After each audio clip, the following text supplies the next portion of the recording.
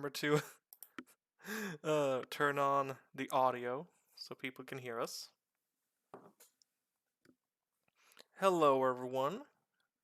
I hope you're doing very well on this fine evening, as I'm joined here for a very special lesson with my friend Fi here, my bro.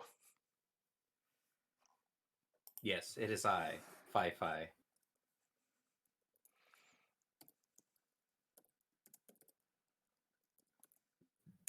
Hello? Yeah. Sorry, I Okay. just wanted to shout you out. Oh, okay. I just wanted to make sure. Yeah, I'm here and I can hear you. And I'm sure everyone else can hear you too. So, to start off, I'm not sure how long this is gonna be. Wow. Yes, wow. Considering my notes document is 9.5 pages, and the slides is or the presentation is 9 slides, or not 9, uh, almost 40 slides long. I don't know if I want to keep you up that long. Oh, don't worry, we'll see how long it'll take.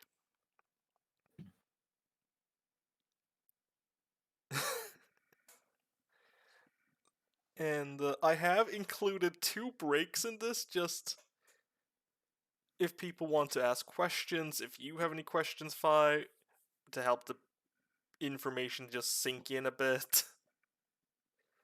But Professor, I gotta go potty. Yeah, exactly. If you need to go to the bathroom, you can also use it for that.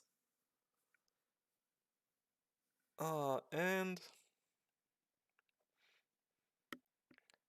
I've also disabled one of my point redeems, which is the fish speak one, just because when I'm doing this and supposed to teach, it's gonna be very difficult doing it in a language like none of you understand.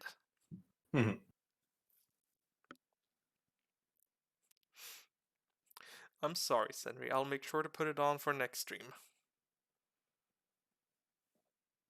Yeah, Sanri, this isn't about you. This is about the bros. It's bro time.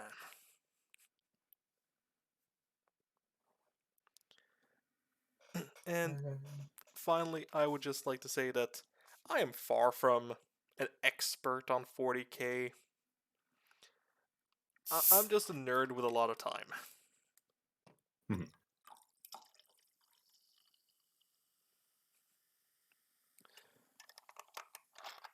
And so, if I do get anything wrong, please do correct me. Anyone in chat who might know, or I'm sorry if I don't do like anyone's favorite faction justice, because there's already a bunch of information here that this is gonna take a while. And I mean, I'm not sure how many enjoys the fish speak, Henry.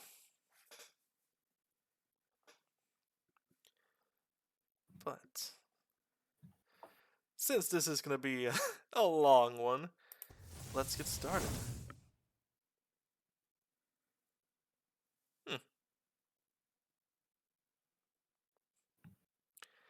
Well, I'm glad some people enjoys the fish speak then. And yes, Saucy, there's a lot of lore.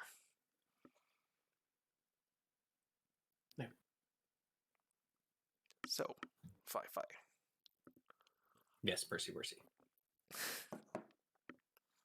Hey now, it's Professor. I mean, yes, Professor Percy.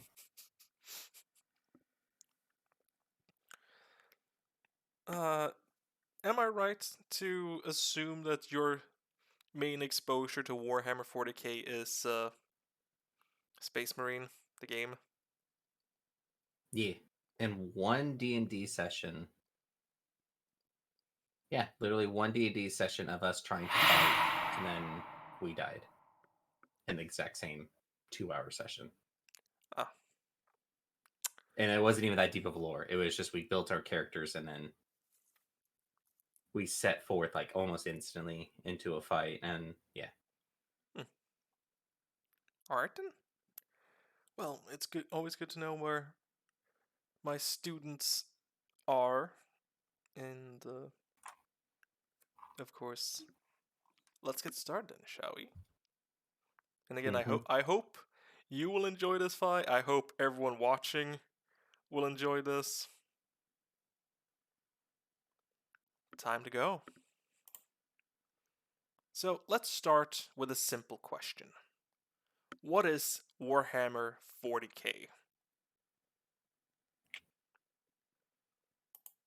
Dang, that's what I titled my OneNote. And I have a quote to start us off here. It is the 41st millennium. For more than 100 centuries, the Emperor of mankind has sat immobile on the golden throne of Earth. He is the master of mankind by the will of the gods and master of a million worlds by the might of his inexhaustible armies. He is a rotting carcass, writhing invisibly with power from the dark age of technology.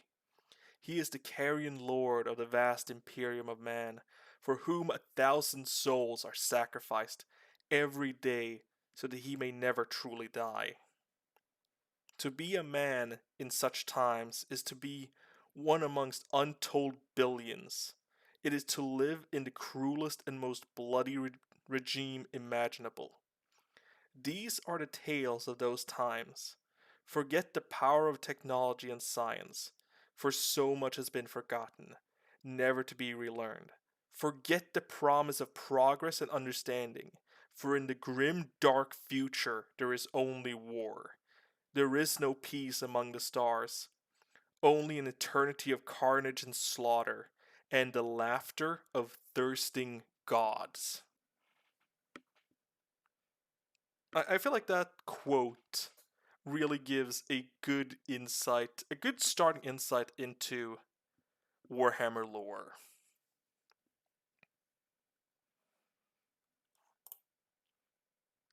And it also tells us the first thing about Warhammer, which is what 40k stands for. It's the 41st millennium. The year 40,000, somewhere around there.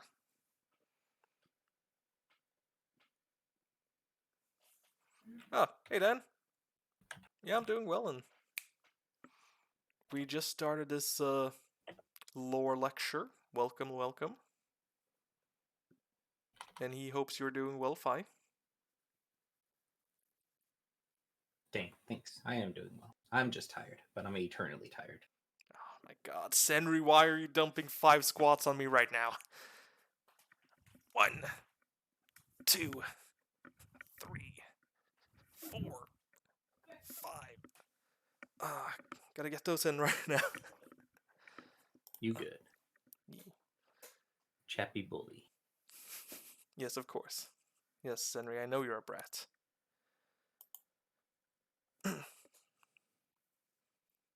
But we also have what Warhammer. The main part of Warhammer is a miniature war game. And here we can see some of the miniatures. Specifically, I think this is Ultramarines versus Black Legion. Oh, so it's toy soldier kind of a story, not an actual real war. Got it. I mean, No, I'm just kidding. I'm just kidding. yeah. The main part is the war game where you buy the minis, you paint them, you put them together, and then you have army battles. And yes, there is a lot of lore. a lot of lore.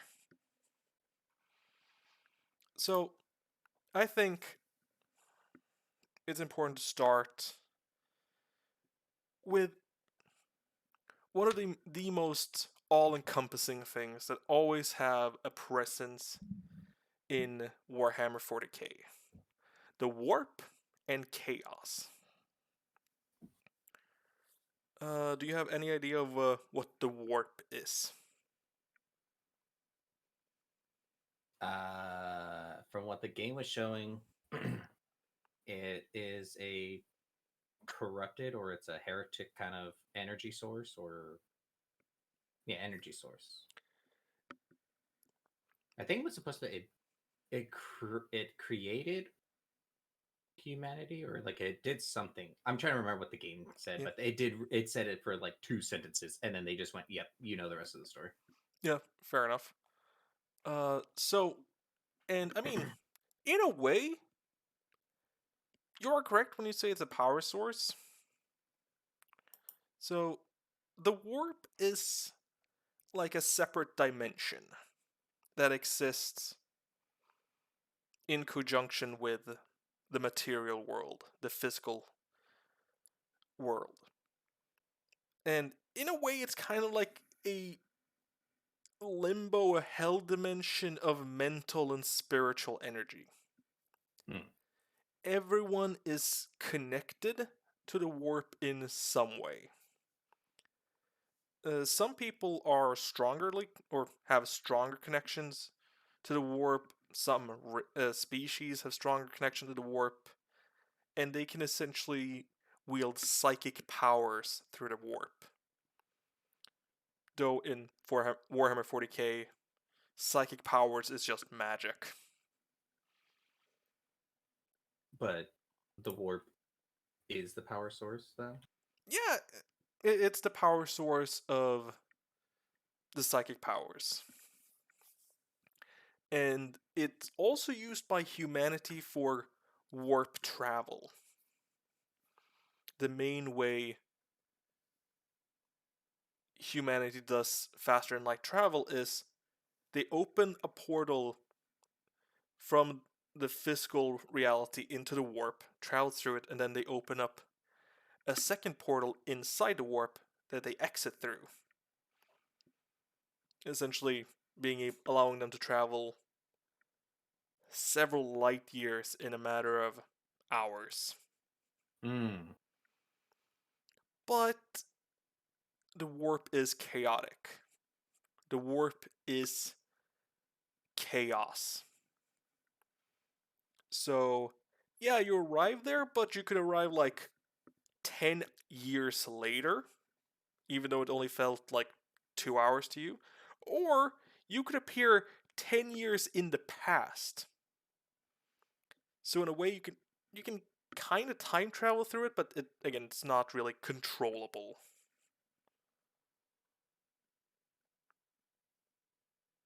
And as I say, the warp is chaos. There is a grander force that exists in the warp. The four chaos gods of Khorne, Nurgle, Tzeentch, and Slaanesh. And of course, demons are chaos entities that exists in or originate in the warp. And here we have a lovely little illustration of the four chaos gods. We got Khorne, who is the chaos god of. Is that like KORN? Yeah, it's Khorne. Okay. I should have written down. Yeah, Khorne. He is the god of war and wrath. When you say blood for the blood god and skulls for the skull throne, yeah, the blood god upon the skull throne, that's Khorne. He is, again, he's a god of war, so he is all about combat and war, slaughter. Mm. So a lot of his demons are, warrior demons, and his followers are often like quite savage warriors. Mm. Then below him we have Nurgle, good old Grandpa Nurgle, Papa Nurgle. He is the god of disease, stagnation, and rot. Oh my He gosh. is essentially all about spreading disease. So he has like plague zombie demons. these giant bug demons that spread diseases. It's really crazy. And his demons can also be quite tanky.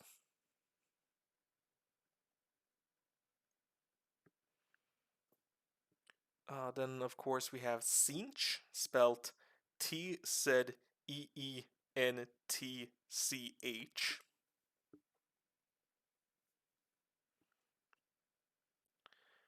Who is the god of change, trickery, and magic. He is essentially the one who will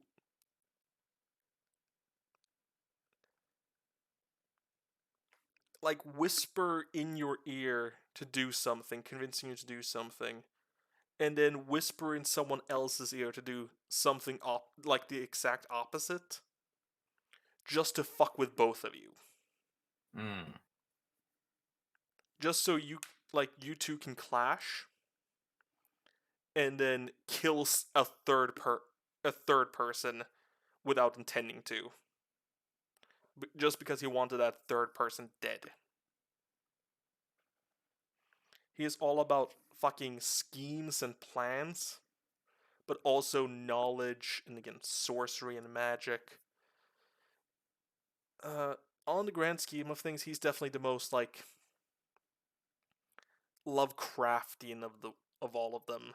All about like unimaginable knowledge that will drive humans insane. Which makes me think and just realize now I know where World of Warcraft got its old gods trickery from. Yeah. And then finally, of the 4 Chaos Gods, we have Slaanesh, spelled Slaanesh. The who is the youngest of the 4. She is the chaos god of pleasure and pain. And she was essentially murder fucked into existence by a bunch of horny space elves.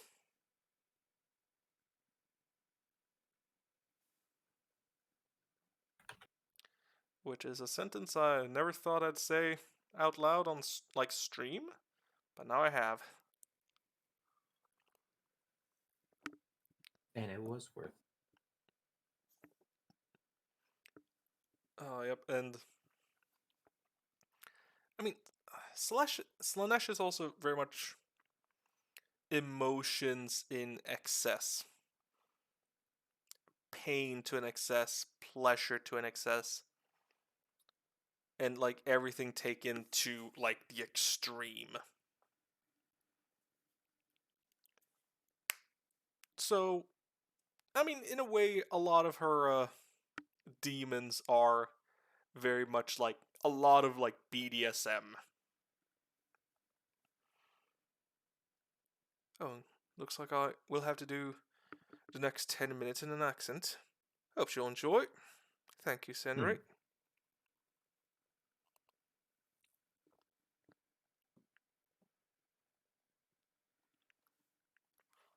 And well, are you ready to continue? Yeah. All right. For the next part. I mean, oh, sorry, go on. I'll say, I mean, hi, governor. Right. So now we will start in a little bit more complicated territory as we bring up some important, well, time periods and events. Starting with the War in Heaven, which took place about 60 million years before the main series, or the main sort of setting of 40k. And there's a lot of important things that happen here, starting with this poor race called the Necrontyr. They were a rather technologically advanced race and had a decently strong empire, But their main planet and most of the planets were horrible radioactive wastelands, which took a huge fucking toll on the species, leaving them with short lifespans and, well, while they lived in a lot of pain.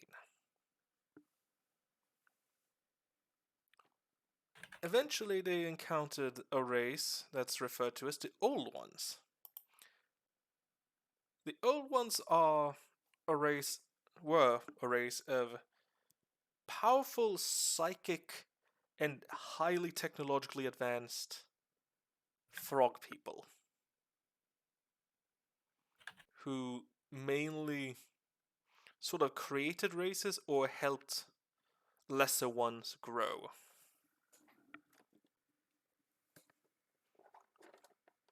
And the Necrontyr found them and begged them for help, but they refused to do so, refused to give any. The Necrontyr were furious at this because the old ones did have the necessary technology and the required things to save their lives, but they just chose not to. That is. Oh, sorry. Oh, I'm just typing. Sorry. No, it's alright. It sounded like you want to say something. My mistake. Oh. But then the Necrontyr encountered another type of entity, the Catan, which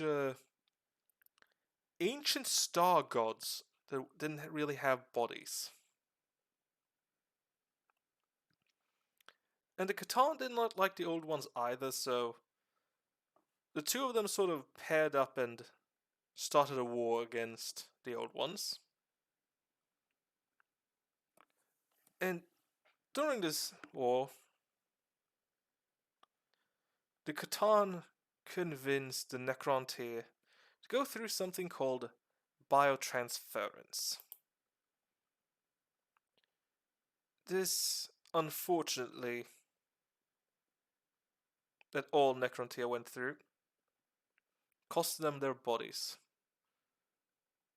as they were all turned from the Necrontyr into the living machines, simply just the Necrons, made out of a highly durable and self-repairing material known as necrodermis.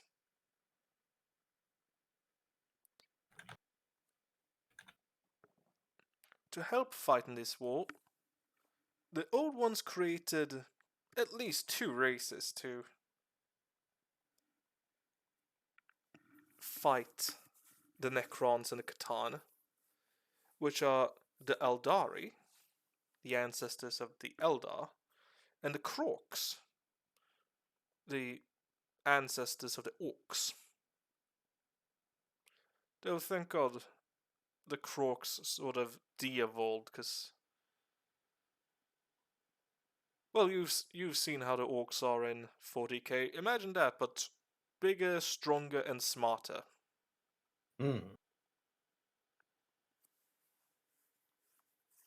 It would be very nasty if they were still around. But eventually, the Necrons discovered that they had been betrayed. That the Catan had convinced them to go through with biotransference, so they could so the Catan could devour their souls.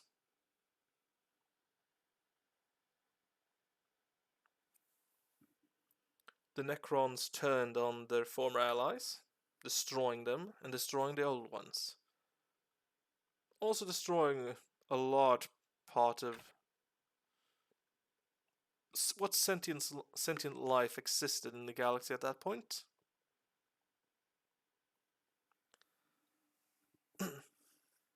So they retreated into their tomb worlds. These giant, Well, the Necrons have a very big Egyptian theme to them. So their tombs are like giant metallic, highly technologically advanced pyramids. And essentially set a timer for 60 million years.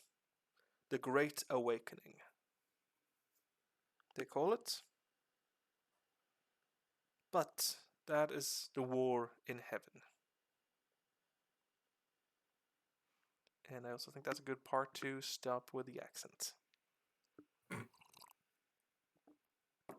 Also, quick. What it was? You said they made two: the Crocs, and what was the other one called? Aldari.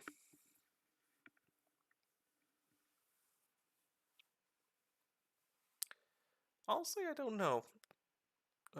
Then, I mean, the for what I've seen, the Total War Warhammer games are more Warhammer Fantasy than 40k, so I don't think the Tyranids exist in Warhammer Fantasy. I could be wrong, but and just tell me when you're ready to continue, Fi. Okay. You were also when you brought up the Mechanicus,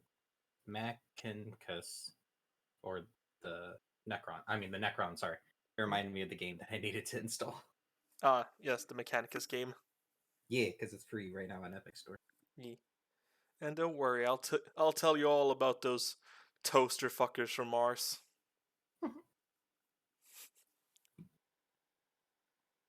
Yeah. Okay, I'm ready now. Right. So now this is gonna be a giant fucking leap. But I will say that because now we're jumping to one of the most important time periods in human history, the age of technology, which is the 15th to 25th millennium. I will say that as far as like Warhammer 40k is concerned, most of human history up until this point has been the same, and they don't really tell us much about the rise of humanity, except like a little bit of it. But I can get to that later when, or the most important part later when we get to a very very important character. But the the age of technology was, yeah, again, the 15th to 25th millennium, and is seen as the peak of humanity's civilization and power. As I mean, the best comparison I can make is the age of technology. It was essentially like Star Trek. It was a good time to be around. Everyone was happy. We were super advanced, starting to colonize. It was all about progress and peace and understanding. And it's actually during the age of technology where like all the tech still used in the 41st millennium is made or designed at least. So like yeah, the bolter used by the main character in the Space Marine is a design that's like almost 20,000 years old. Mm. With little to no updates made to keep it relevant. Oh yeah, yeah. Hey, Yep. it still kills, and that's all that matters. Yeah, exactly. And I forgot that I hadn't put that in here. But just one quick bit before I get to the AI uprising. Essentially, one thing they created here, which is a very important part of the lore, is something called an STC, or Standard Template Construct, which is this AI device which allows you to essentially, from any material you have access to, create something else. Like, you could give a colony an AI or an STC, and they'd be able to use this STC with the resources they have on their planet without any like technological understanding to then build like a tank or like to build uh, water purifiers,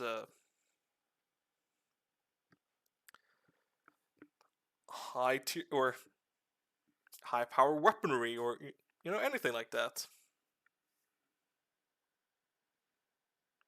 But the sort of downfall in the age of technology starts when the highly advanced AI and the Men of Iron, as they're called, rise up and, well, do an AI uprising, go full Skynet on humanity.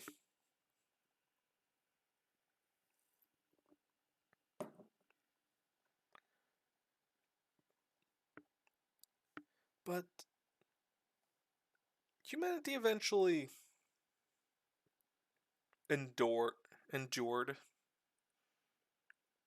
and while this was devastating, while it was a devastating blow, it had nothing against what was coming next.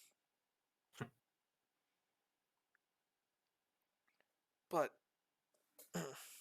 unfortunately, all golden ages of, well, any kind of golden age must come to an end. And even one that's most commonly referred to as the Dark Age of technology must also come to an end. As we get into probably one of the worst times to be alive, the Age of Strife,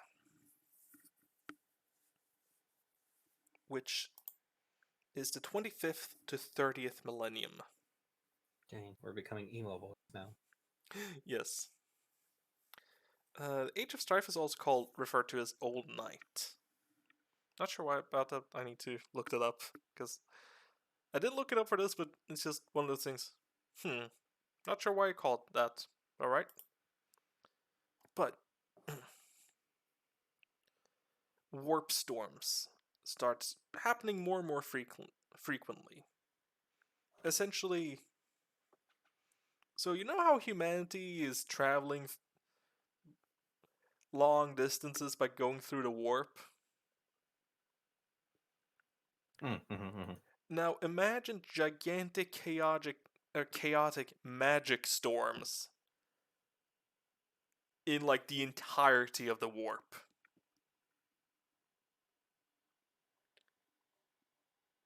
That also breach into like real space, into reality. And you get the warp storms that were happening at the start of the 25th millennium. These warp... Oh, sorry, go on. It doesn't sound good. Yeah, it's definitely not good, as these warp storms caused the fall of the human, well, empire. And all humanity on all of these different planets spread out through the galaxy is isolated. Doesn't matter if they're on Earth, Mars, or far off planets like Macrog or Cadia or Chthon. No, not Chthon. Ball. Humanity was isolated. And there was also during this time when psychers have always kind of existed, like, you know how there's old stories about like wizards and witches and all that in like medieval times. Mm-hmm. In in Warhammer lore, instead of those just being stories, it was just psychers, early psychers, but then it's just like no one really knew they fully existed. But during the Age of Strife, especially because of the warp storms, so the warp is more Mm-hmm. active, more psychers start appearing. It's also during this time where we go from Star Trek to Mad Max, as Earth becomes this wasteland control filled with these roving techno barbarians. And it's all war all over the place. Yeah, first widespread appearance of psychers. I'm sorry. It's a lot of like I don't remember what order they're in. No. In the and the order is also different in my notes. And it's also during this time that Slanesh is born, as all those warp storms that was happening was Slanesh gestating in the warp. So when she's born, the warp storms sort of stop. And make things easier to or it makes it easier again to, for humanity to return to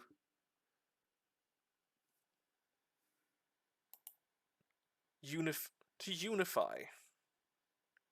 And that is what the one man did. A great man who was probably 15 feet tall, clad in golden armor, with a flaming sword, wielding great psychic powers. And do you know who that man is? Fi. Is it the one holy one? It was Big E himself, the Emperor. And he started. Yay. Oh, sorry, go on. I said, yeah. Yeah. And he started by genetically modifying warriors, creating the Thunder Warriors, which were. Actually, do I? Uh, and yes, Sasi, the Emperor showed up and went, Ara ara, Earth-kun. No. Textual. I know you're young and you're but digging your claws into me the way to get it. Sasi, you gotta be careful with those claws.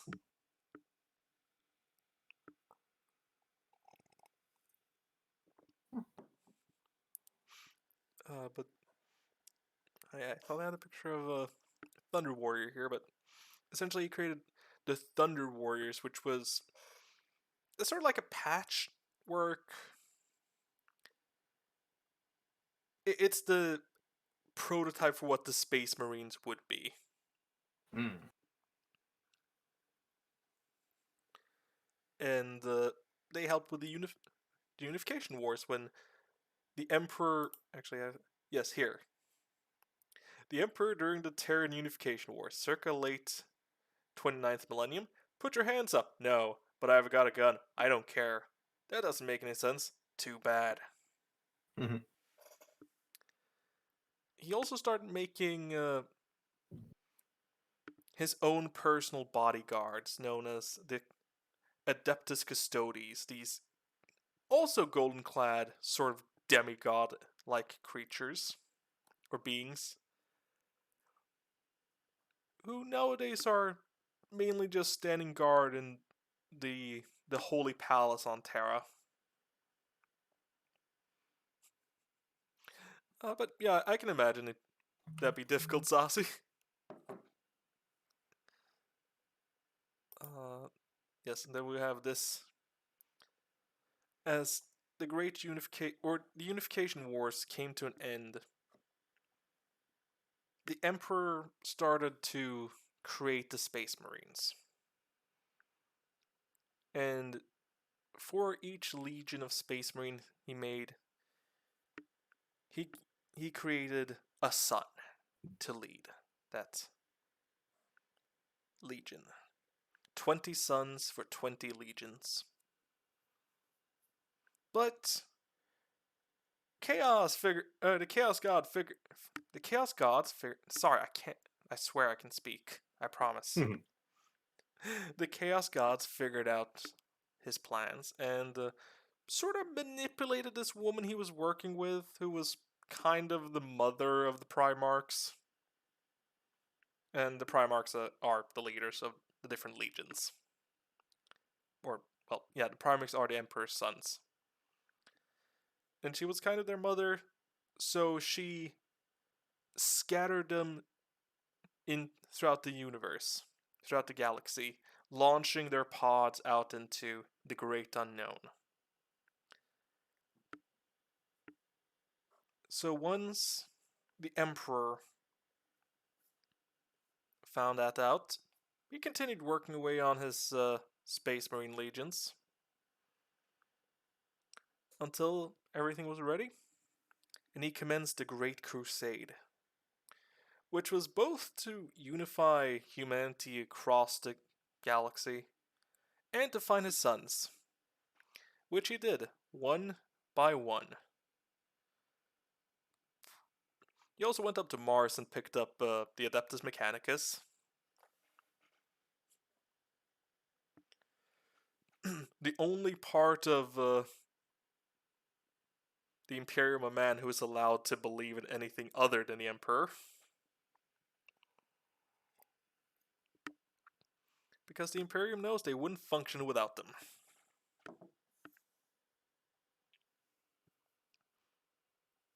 But eventually, after having gathered all of his sons, the Emperor decided to return to Earth to continue with a secret project. To copy what the Eldar were doing and have a sort of separate pocket dimension to use instead of using the warp for travel.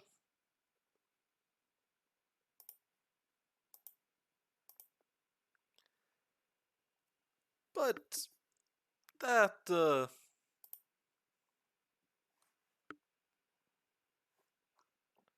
didn't work out as fully planned. But of course, that is a different part of the story altogether. But as he left his sons to continue with the Great Crusade, he named the first son he found, or well, kind of the first one he found, because that was kind of retconned. Well, he left his favorite son, Horus, in charge, and named him the War Master. Unfortunately, that decision would come back to bite him in the ass. As eventually we get to what is, in my opinion at least, and I feel like a lot of people would agree with me, the most important event in Warhammer 40k lore. The Horus Heresy.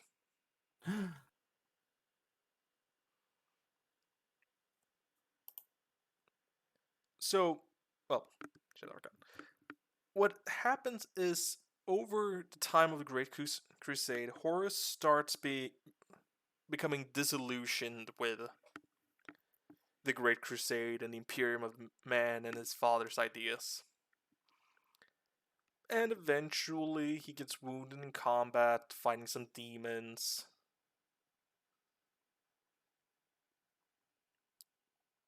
He gets healed by this shady fucker named Erebus, who is a chaos worshipper among the Space Marines. And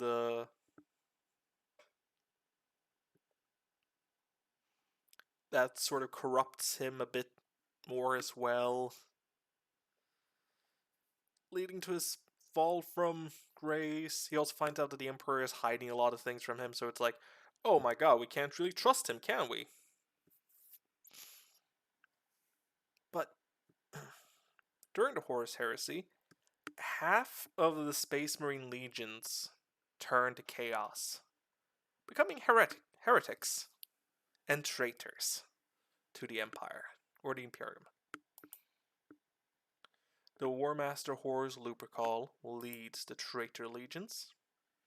Here we have the most infamous, or infamous, painting of the Siege of Terra, the last events of the Horus Heresy, where Horus stands before the Emperor, having slain his brother. Horus haven't only slain his brother here. He has killed his best friend, which is Sanguinius, one of the other Primarchs. But we also got the Drop Site Massacre, where actually I think I have a meme for this. Yes, I did have a meme for this one. Essentially, before everyone realized what had happened and that there was a bunch of traitors, some of them was like, oh yeah, let's go deal with this thing on Isstvan 5. And as a bunch of the Loyalist legions showed up, the traitor legions started tearing into them, royally fucking them and killing them. I think Yeesh. it's... Oh, sorry, go on. I said yeesh. Yep. I think it's the Raven Guard of one of the legions lost like 90% of their marines in that battle. We got the Bernier Prospero, which I will get to later because it kind of ties into how a certain Space Marine Legion fell to chaos, and of course the Siege of Terra, which depicted here behind, where, yes, yes, Saucy, chaos. To quote, God, what game was it? Fucking Stranger of Paradise. I'm here to kill chaos. That's just the Emperor. He's here to kill chaos. But Siege of Terra is the last battle, or one of the last battles of Horus Heresy, where a bunch of the Chaos Marine legions lay siege to Holy Terra, ending with a one-on-one battle between Horus and the Emperor on Horus's flagship. Of course, Horus kills Sanguinius, his best friend, who was just trying to save him, pull him back, but he failed. Horus mortally wounds the Emperor, and the Emperor fucking destroys Horus. Like, destroys the body and the soul completely. So Horus is gone, as is death. Yeah, most Primarchs either die or disappear during or like soon after the heresy, so most of them aren't around in 40k. Hmm. There are some exceptions, but most of them are gone.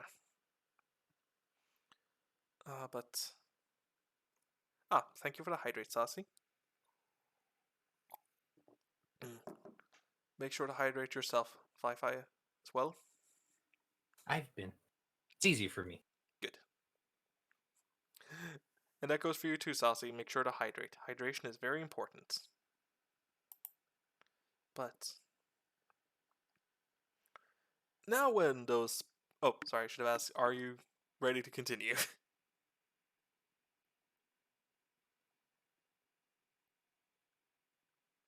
Oh, yes. Sorry. No, it's okay. I'm just making sure I have everything set up right for my notes. Yeah, just tell me when you're ready. Yeah, ready. Of course, we have to talk about Big E himself. One of the most important characters in 40k. The God Emperor of Mankind. And here we have some lovely art of him. With his majestic long black hair, golden armor, burning amber eyes, and flaming sword held aloft. Is this where all the rock bands from the 80s got their looks from? Honestly, wouldn't fucking surprise me. So, yes, obviously, the Emperor is...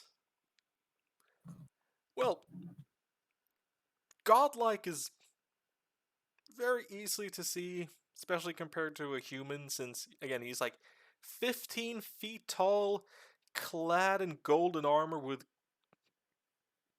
glowing golden eyes.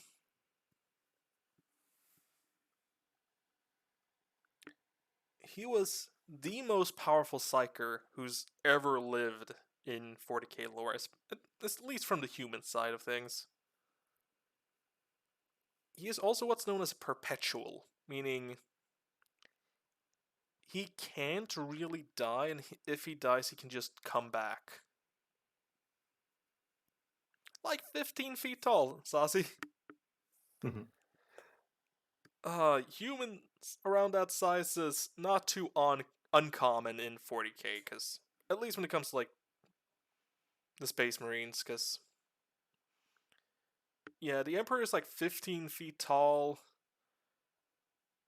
The Custodes, his bodyguards, are like 12 feet. And then the Space Marines are everywhere between like 7 feet to 10 feet tall. Yeah, they be fucking big and built like shit brick house.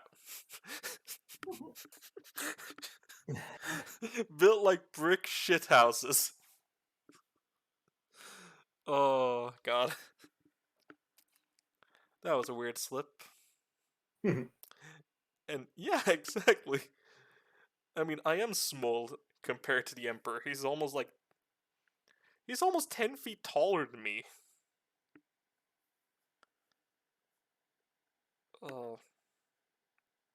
But yeah, he's a perpetual. He can never. He can't really die, and if he dies, he can come back. In a way, I think. Yeah, perpetuals can never really die. But well, before I get into the next part, he was created through rituals by some shamans, like in like 1000 BC, where they seen like future visions of the future, where it's like, yes, we need to create like the most powerful person to lead humanity in the future against chaos and these evil gods.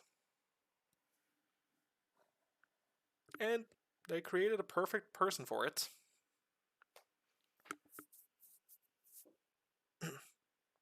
But now, on to what happened to him after the heresy. The mortal wound left him dying. No. He was put into this machine called the Golden Throne. Oh, that doesn't sound bad. It kind of keeps him alive, but also not really, so he's kind of stuck in a half-dead state. Like, here's what he looks like in 40k, in the 41st millennium. Oh, that's not that bad. He's a rotting corpse on a golden throne. The irony is, if they unplugged him, he would just, like, fully resurrect and come back normal. Mm.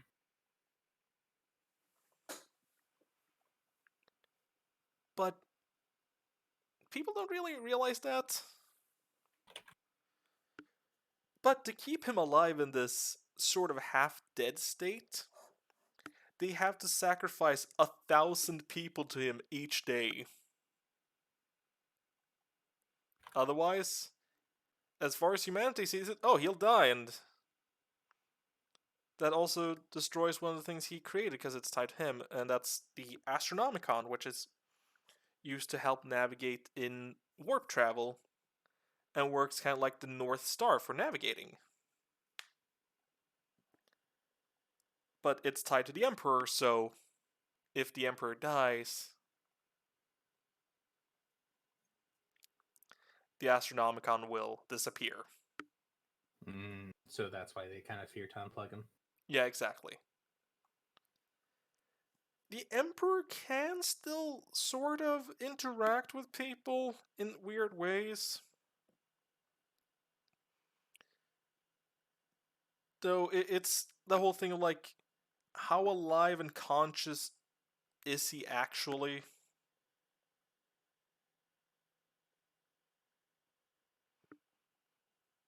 But yeah. And now is the time for the first break. Dang. Sort of, if there's any questions, both from anyone watching or Fi-Fi, if you need to get something more to drink or a snack, go to the bathroom. I had a bowl of cereal before this started. Ah, perfect.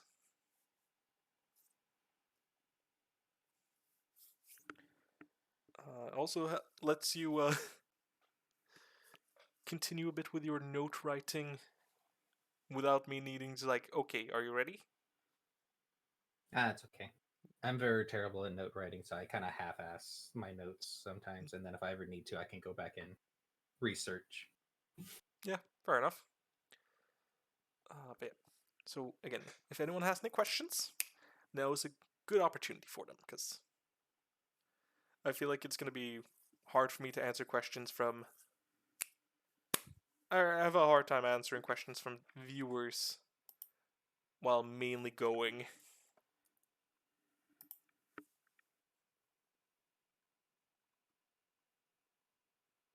And of course, again, if you have any questions, Fi-Fi? No, only the fact that I know for a fact if I was to ask any questions, I'll putting way too many notes in. Fair enough. And also gives me a good time just go a bit through my notes, see properly, like, prepare for what's coming next. Because I think the next part is going to be the longest part, because now comes a fuck ton of information.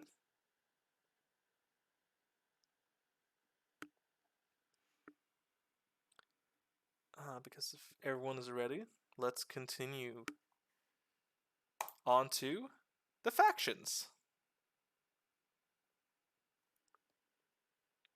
of Warhammer 40k. Here's some symbols for certain factions. There's some that aren't included and others that are. It's weird.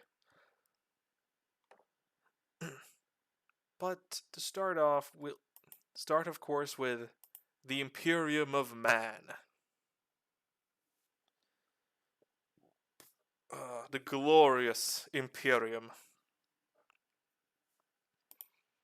And let's start with what's called the Ecclesiarchy. The Ecclesiarchy is essentially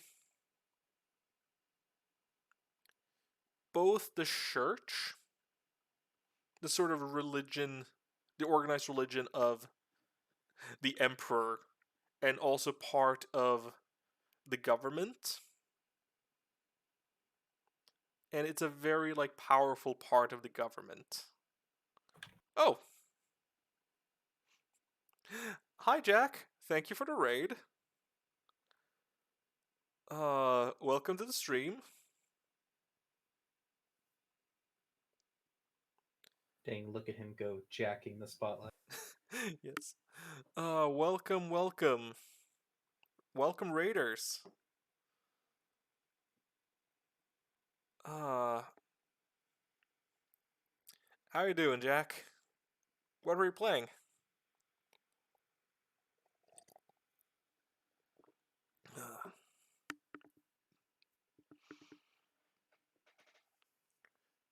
But for those of you brought here by Jack, I am Percival Drake. Yes, Burb Raid. Thank you for the Burb Raid.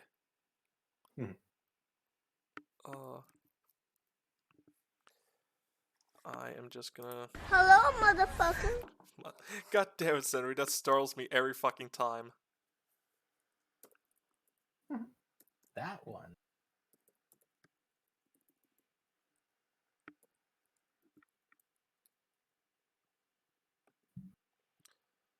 There we go. I'm just gonna shout out Jack and... DBD, eh? I hope things are going well over there.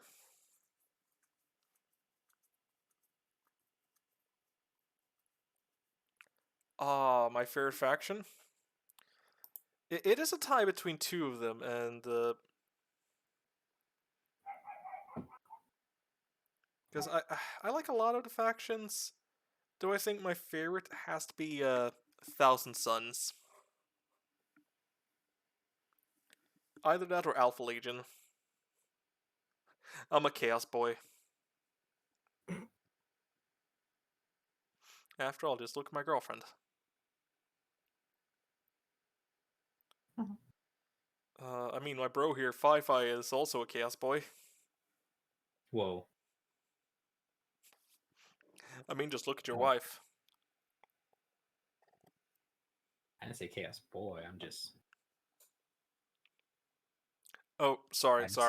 Chaos I just bro? like the chaotic. There you go. Chaos I'll bros. accept that one. A cat. A cat come with a burb and a goat. But hello everyone. Welcome. Yes, Fi-Fi is the best bro. He is my bro. Oh, hi.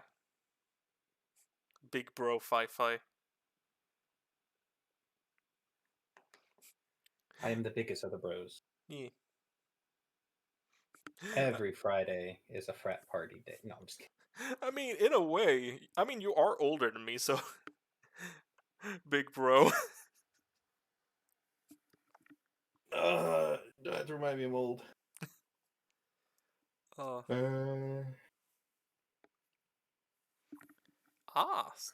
Stealing saucy for movies and candy sounds fun. That does make like a just like a movie night would be fun with some people. Though I feel like I would just come with very obscure, weird movies. Because I'm a movie guy. I'm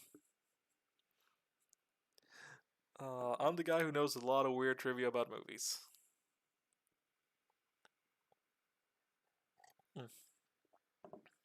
But sorry. where was I? Yes, the Ecclesiarchy, or the Adeptus Ministorum, as it's also called, is again one of the most. Yes, that's a good idea, Henry. It's like a very major part of the government of the Imperium, and also again, kind of the church. And it also has some facets to it, mainly the Inquisition, because gotta find the heretics, and the Inquisition also has like all these actually. Yes, the symbol of the Inquisition.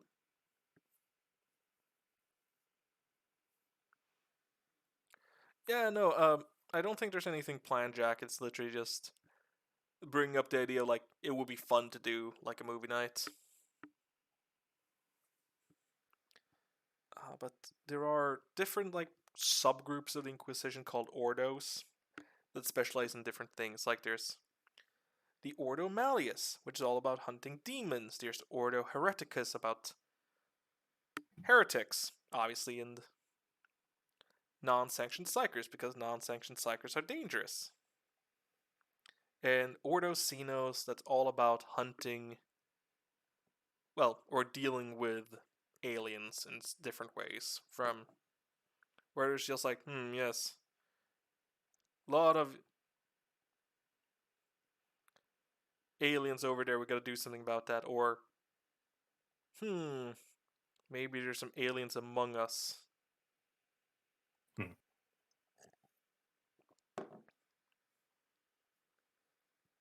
I say they're the ones that always do the for the Emperor, right? When they're doing the killing heretics and finding everything. Yeah, I mean, there's a lot of people who do for the Emperor. Oh, true. But the Inquisition is also the most powerful branch of the Ecclesiarchy. And they also have they're the only faction to have the authority to allow for what's called an exterminatus. Exterminatus means that yes, this planet is not worth saving. Or we can't save it at all. So instead of allowing it to fall into like alien hands or demon hands or whatever, we're just gonna like fucking crack the core and destroy the planet. Or also just like, yes, there's way too many heretics on this planet, so we're just gonna fucking destroy it. And the funniest thing about all this is the Inquisition's motto, which is innocence proves nothing. So doesn't matter if you're actually innocent or not. If the Inquisition might think you're a heretic, they will just fucking kill you. But then we get to the military branch of the Ecclesiarchy, which is the Adepta Sororitas. Formed out of a sort of loophole because the Ecclesiarchy aren't allowed to have any men at arms, so they founded the Adepta Sororitas, or the Sisters of Battle, an all-female military force. Hi Dirge, welcome to the stream. And, I mean, I see. Alright. But yeah, the Sisters of Battle. And they're definitely sort of.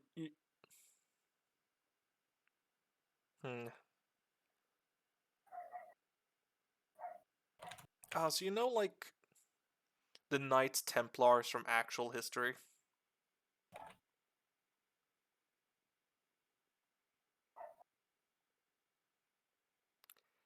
Just take that, make it all women, and then put it into 40k and just super violent and extremist. They will kill heretics, they will kill anyone for the Emperor. They are also referred to as the brides of the Emperor.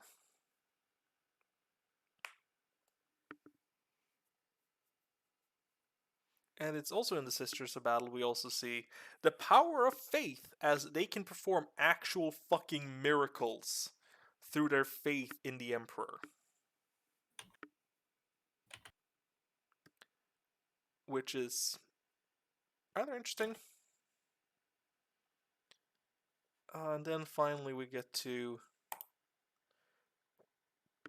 the Grey Knights, who are a part of the Ordo Malleus. And they're these sort of space marines who are all psychers. But instead of being part of like the main Space Marine chapters, again they're mainly focused on finding demons, so they work for the Inquisition instead. Also, if I remember correctly, they might have helped form the Inquisition.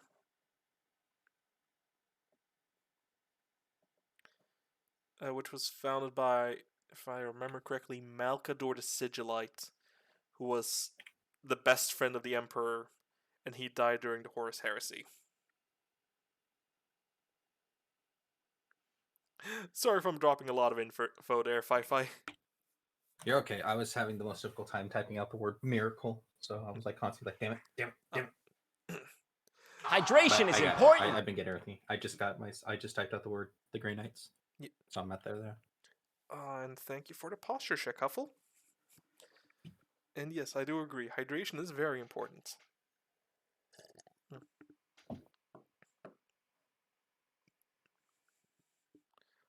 Saucy. Coming in with a 5 squats. 1, 2. I will fucking disable it if I need to. 4, 5, or increase cooldown. But it is good. I need to fucking exercise.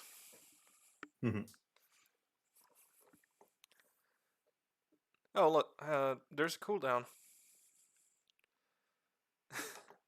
Yes, I know, Senri. But it's just I'm trying to explain. I'm trying to teach. Yeah. But next faction or next part of the Empire. Oh wait, no. I forgot a meme. Nobody expects his Holy Ordos Hispania.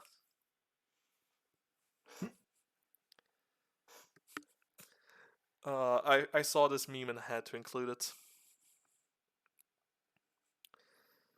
And yes, squats. Gotta strengthen my thighs. But yes, squats. The Astra Militarum, or the Imperial Guard.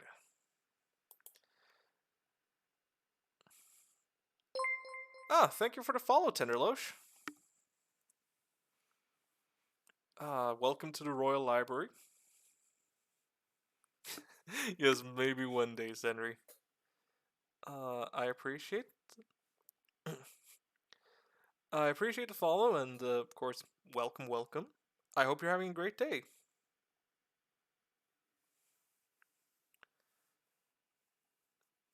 I see. Well, it's a pleasure to have you here then. But the Astra Militarum, or the Imperial Guard, is essentially the equivalent of your average military, or the main military of the Imperium. They are sourced from different planets, and each planet has their own regiment. There's a bunch of different kinds of regiments as well. The ones we have here is the Cadian Shock Troopers, the Hmm. Valhallan Iron Guard, and the Death Corps of Krieg. And they all serve for the glory of the Emperor.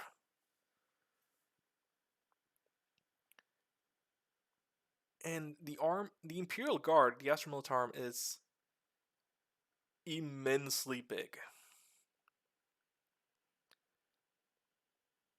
I mean, on this whole scale of things is like one battle involves like millions of soldiers. I was gonna say, because isn't it like they're not just it's not just one planet that all the humans are, it's like multiple, I assume. Oh yeah, I mean again, the Cadian shock troops are. Yeah, exactly. Because humanity is spread out far and wide. So yeah, multiple planets, and again, each planet being different has sort of created different kinds of soldiers. I'm sad I forgot to include them, but there's also like the Kadashan jungle fighters. Mm-hmm. Uh, that all look like fucking Rambo.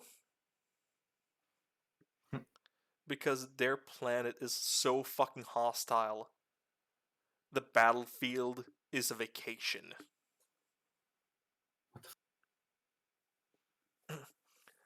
But all right. Thank you for showing up, Tender, and I do appreciate the lurk.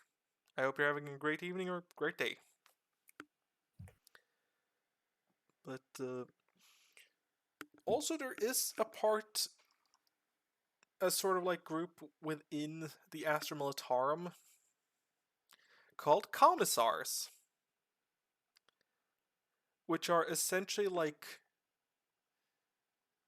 morale officers.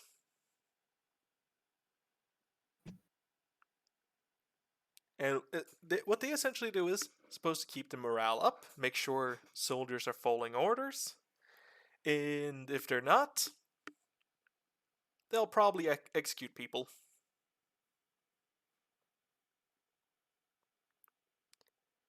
You have two options: follow orders or die. Yeah, exactly. And in most cases, it will be like, "Hey, soldiers, it's time for you to affix bayonets and charge that orc warlord or war boss. And here's what's gonna happen if you don't." And he'll just shoot a random soldier in the back of the head. Jeez.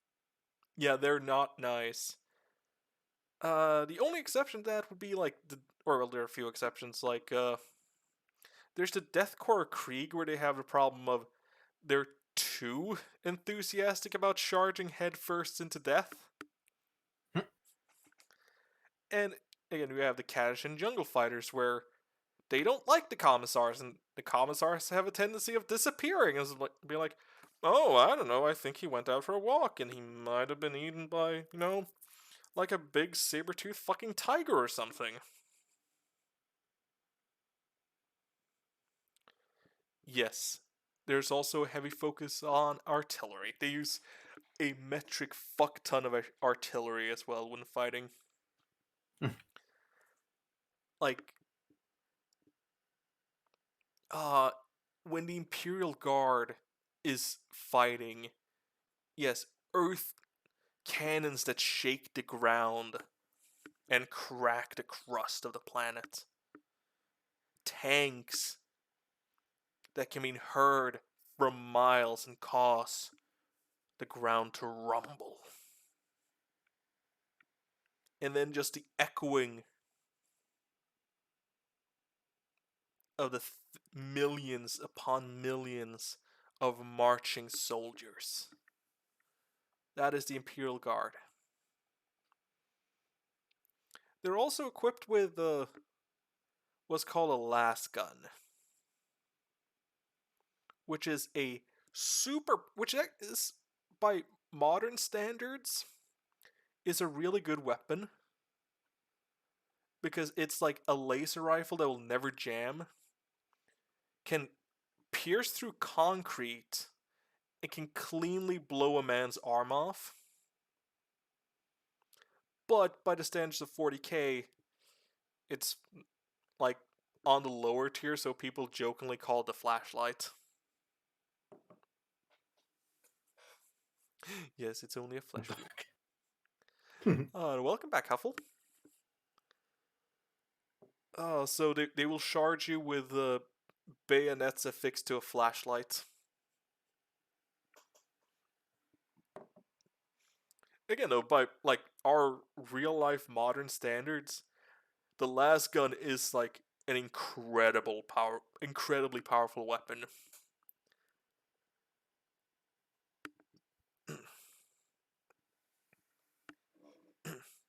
But tell me when you're ready to continue, Fei.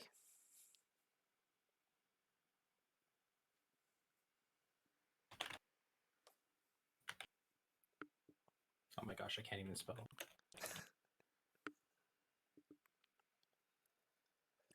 Good thing for right click auto spell. Okay, there we go. Alright. And now let's go into the thing that's probably going to take up the most of this lecture. The Legionis Astartes, the Space Marines. And here we have a lovely artwork of the Primarchs. And of course, Big E in the center. As I said, originally there was 20 legions with 20 Primarchs to lead them. Each one a son of the Emperor. And each member of a legion, each Space Marine has also been super heavily genetically modified and are considered the sons of the Primarchs. And I will also classify each one like who is a traitor, who's loyalist. And yeah, by humans they are considered like fucking demigods because they're so incredibly powerful.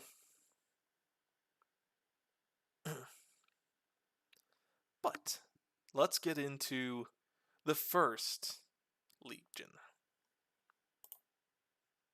The Dark Angels. And their Primarch? Lionel Johnson, the Lion. A great swordsman and a knight, but also kind of an asshole. I mean, most Space Marines and Primarchs are kind of assholes, but they take it to another level. So, the Dark Angels have a very, like, knight theme. They're, like, wielding swords and shields. They have winged helmets and all these sort of, like, knight regalia to really give that feel of a fantasy knight. But despite that, they are not that honorable and is instead super fucking paranoid. Because during the Horus Heresy, they had a large chunk of their faction turned to chaos, and these are known as the Fallen. Oh, I forgot to mention it that the Dark Angels are a loyalist legion from the world of Caliban, which is where the Lion grew up before being found by the Emperor, and where a lot of the Dark Angels are recruited from. But yeah, they are super paranoid about the Fallen. If you know about the Fallen, they will like scan your brain to see what you know, torture you to get information out of you, and then erase your memory of everything you knew about them. Because they don't want people to know about the Fallen. outside of that, they also have a heavy scorched earth policy. So, yeah, you'll most likely get caught in the crossfire. And they won't care.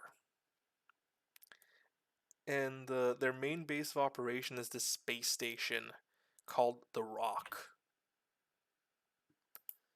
And yeah, I have two memes here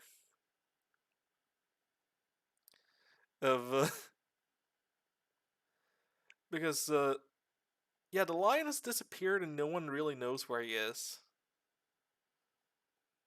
which is why this meme, and then we have here him Oh.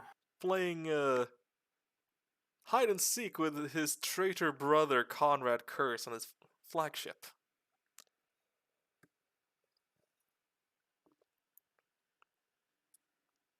More in the sense of hide and seek is when I find you, I'm gonna fucking kill you.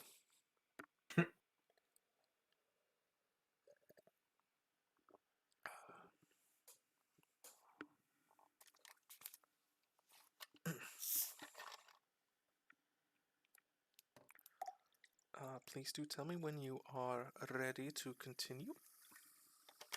Yeah, I'm good. Alright. Then we come to the Second Legion, which kind of doesn't exist. Because originally, the 2nd and 11th Legion were left open so people could create their own legions, sort of. Hmm. But then they decided, like, oh no, this makes the lore too messy. So what they did is create.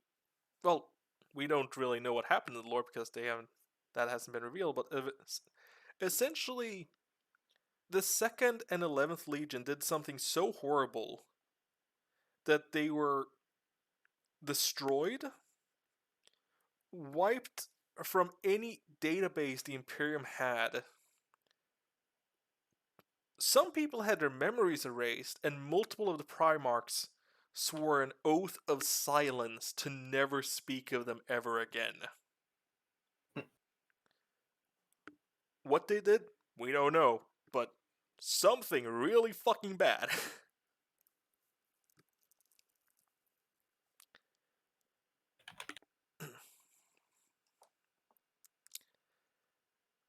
But that brings us to the 3rd Legion, the Emperor's Children, and their Primarch, Fulgrim. He's a pretty boy, an artist and perfectionist, and a demon snake man now. As the Emperor's Children are traitors. They are a heretic legion. They are chaos space marines of the goddess of the god of pain and pleasure, Slanesh. They hail from the homeworld of Chemos, a nice world where Fulgrim grew to enjoy the finer things in life.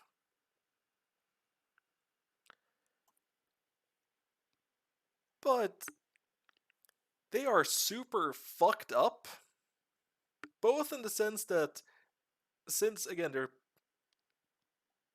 followers of Slanesh, so they're fucked up in the way that they'll do super fucked up shit to you and to others. But they're also super fucked up because they're heavily fucking mutated. Ugh.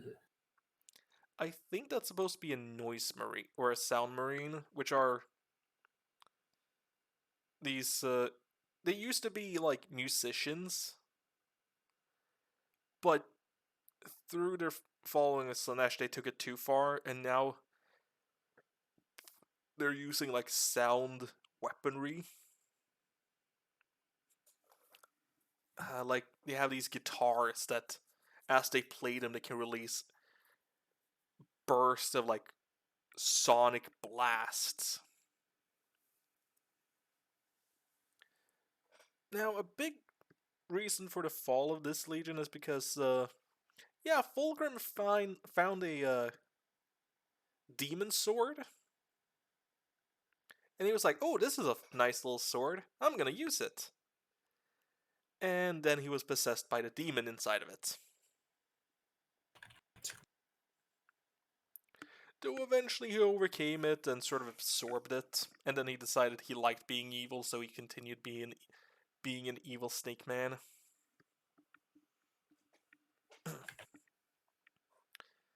Of course, I feel like I have to mention the sort of second in command of the Emperor's children. This motherfucker, Fabius Bile. He is, just again, like most of Chaos Space Marines, he is super fucked up.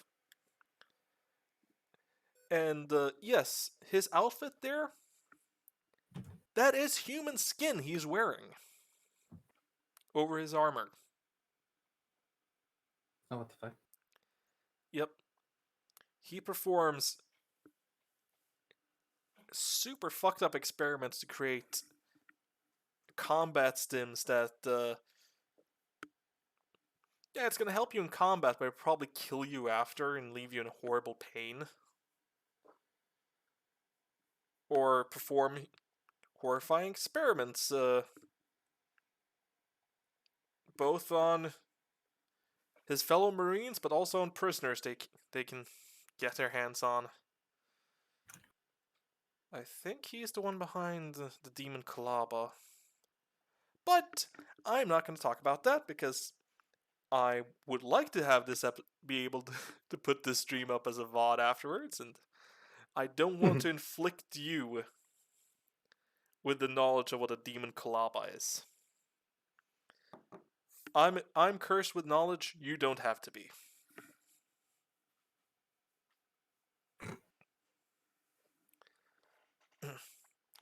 And also, just one last thing on the Emperor's children.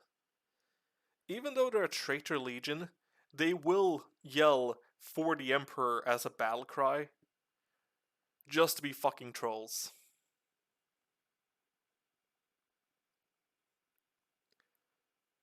Just to be fucking dicks.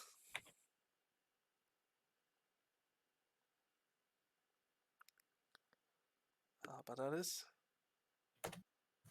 the Emperor's children. Are you ready? Yeah. Next legion is the Iron Warriors, led by Perturabo. He is an architect, a man who really hated war. He didn't like war, so he was not happy that he had to be a soldier. He is a bitter man because of that, and the fact that he was very often overlooked, both by his father, the Emperor, but also by a lot of people growing up on the planet of Olympia.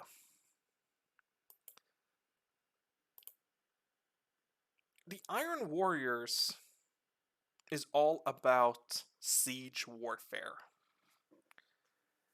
They're all about heavy cannons breaking through armor.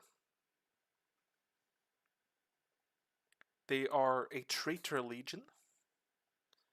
And one thing they like to do is summon demons to trap them in machines and then use that as siege weaponry. Because apparently normal cannons weren't enough for them. Now, Perturabo and the Iron Warriors are very competent. There's a lot of people who believe, and because of just how much he actually did during the Horus Heresy, that, yeah, if it weren't for him, the heresy would have failed so much earlier. Bastard. Yep. Now, one of the greatest things that really angered Perturabo is, again, as an architect, he loved designing buildings and everything like that. So when he heard that his father, the Emperor, was wanting to design a new palace on Terra, he was hoping, oh, maybe I can get it. But no, he was passed over. And that helped make Perturabo the very, very bitter and angry man he is.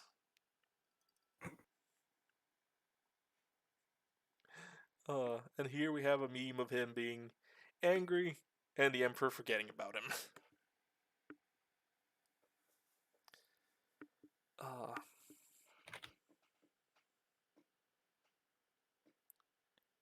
And that is the Iron Warriors.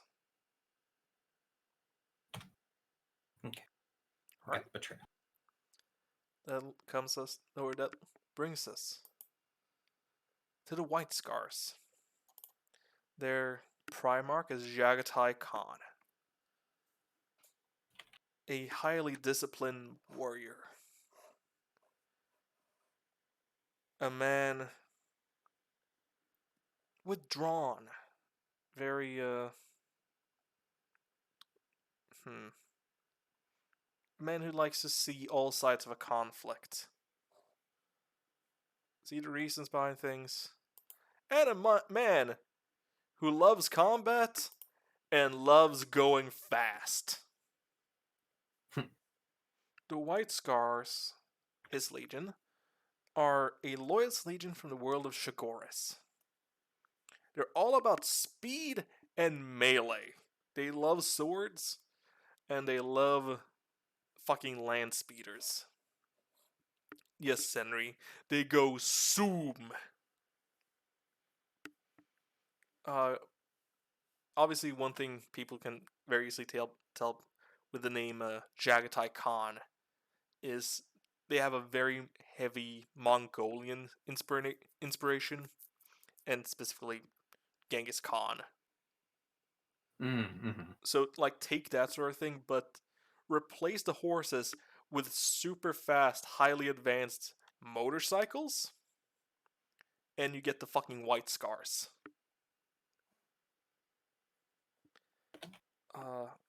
They don't care about glory, but they do enjoy fighting, and they do enjoy war.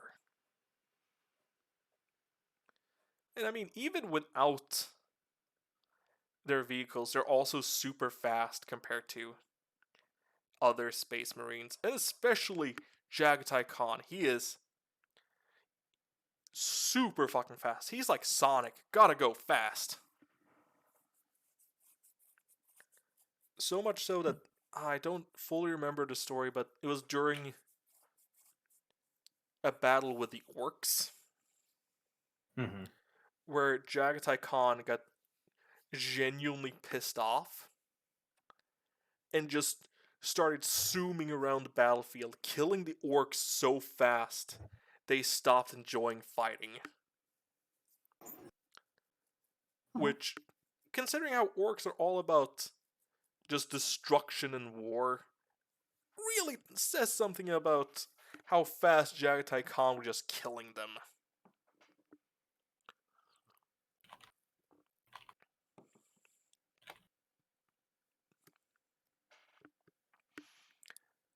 And since they do enjoy combat so much, they usually ride into battle with a shuckle and a grin on their face, leading to them being called the Laughing Killers.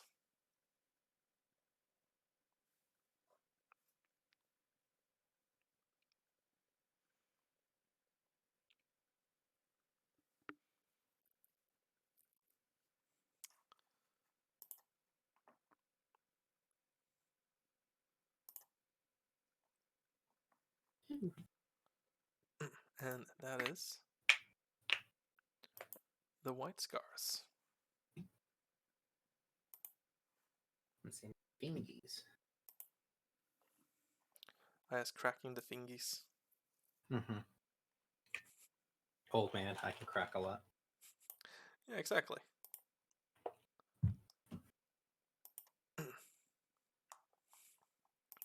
Once more, please do tell me if you are ready to continue. Yes, I am ready. Yee.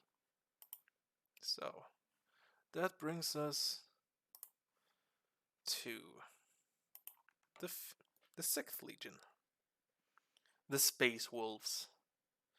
Their Primarch is Lehman Russ. They are loyalist. They are a loyalist legion from the planet of Fenris. Again, sorry, I swear I can speak. Mhm. Uh, Is this the ones that I played as? no. Oh. In the game Space Marine, we'll get to them later, but they are those are the Ultramarines. Oh, okay. But yeah. The Space Wolves. I mean, I feel like it's pretty obvious, but they're Vikings in space. They're all about melee combat with Vikings and or not with big old axes and swords. They have like these big genetically modified wolves from their home planet of Fenris, which they ride into battle.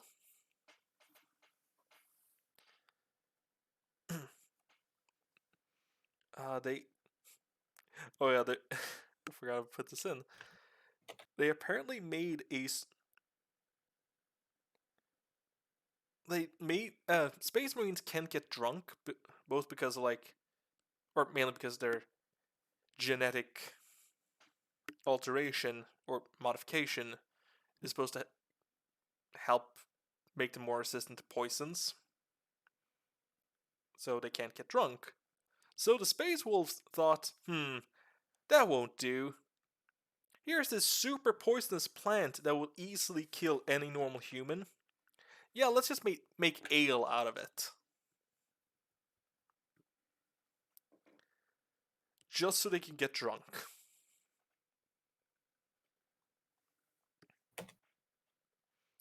They're also super fucking hypocritical because, yeah, they hate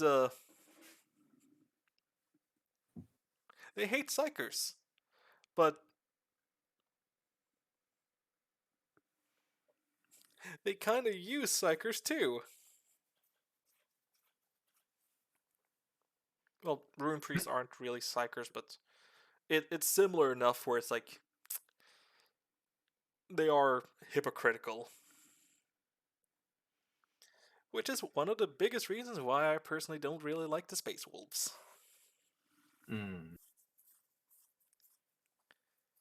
And they also had a very big or they were the main people in one of the two legions involved in the burning of Prospero. But we'll get to that one. I'll explain about the second legion involved in that. The Thousand Sons. But yeah, again, they're all about glory in combat. Space wolf. Again, they're fucking Vikings in space. And if I remember correctly, Lehman Russ, the leader, wields like a rune blade, which when I saw, I was like, I feel like they either this inspired Frostmourne or they were inspired by Frostmourne in like World of Warcraft. Mm. I feel like it's like either or because there are some like big resemblances.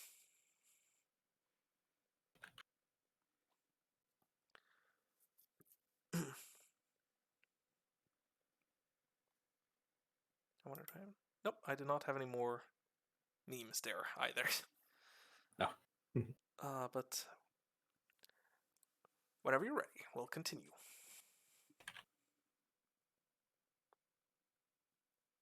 Again, I just want to make sure you aren't overwhelmed. So sorry if I ask a lot. No, you're okay. There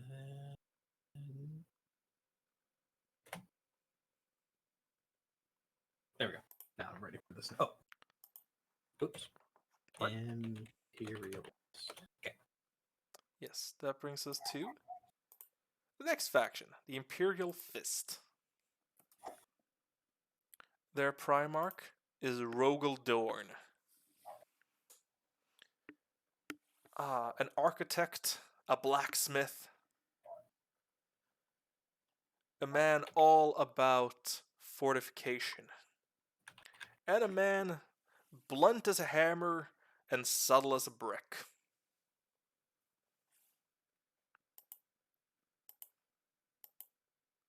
Oh, I forgot I had a wallet. The Imperial Fist is all up, or first of all, they're a loyalist faction from the planet of Inuit. They're all about fortifications and like defense. So much so that if you have like a base built by the Imperial Fist, yeah, Mhm. you're sure to have like an impenetrable fortress. Which is a major reason why Rogel Dorn was the one allowed to design the Imperial Palace on Terra. And also kind of why Perturabo, the leader of the Iron Warriors, hates him.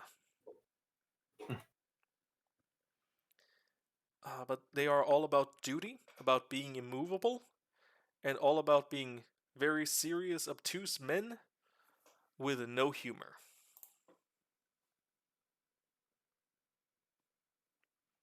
And I have a meme here showing the personality and what Rogel Dorn is like. The three pigs. Yes.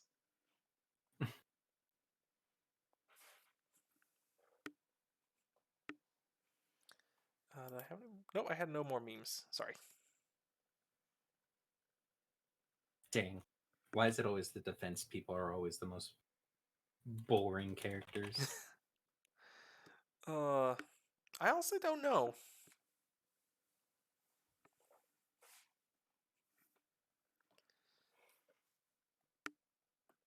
I mean, I would say Rogel Dorn is boring. It's just he's very again obtuse, blunt. Hmm. I,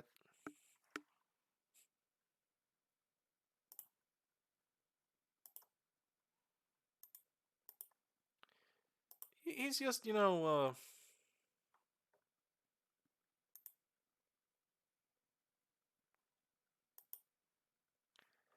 a man who's focused on his job. Maybe too focused. Uh, Okay. right? Yeah. Night Lord. Yes, the Night Lords. The 7th Legion. Wait, no. The 8th Legion. My mistake. Their Primarch is Conrad Curse. They're a traitor legion from the planet of Nostromo. Nostromo is a very, very terrible planet filled with criminals. And it's just like the worst scum imaginable. And Conrad Curse, raised on this planet, essentially became super, super fucking edgy Batman. Like, you think Batman is edgy? No, take it even further and you get Conrad Curse. As he inflicted his very twisted version of justice upon the criminals in Nostromo. But he did learn the value of fear as he incorporated into the teachings of his sons, which are recruited from like the worst people imaginable, murderers, thieves, just the worst scum of Nostromo got recruited into the Night Lords. And as such, they're just the worst. They're all about sneak attack and fear. If you're fighting the Night Lords and you got them like outmanned, they will run away, only to come back later with even more men. And like kill you, probably flay you and skin you. Because as you can see, they have some very lovely skin decoration on their armor. Oh, so they would like that one guy that puts skin on his armor. Yeah, kind of. I feel like Fabius Bile took some fashion advice from the Night Lords. Okay. And yeah, they mainly fell to chaos because, they're just a bunch of terrible people from a terrible planet. But also because, Conrad Curtis,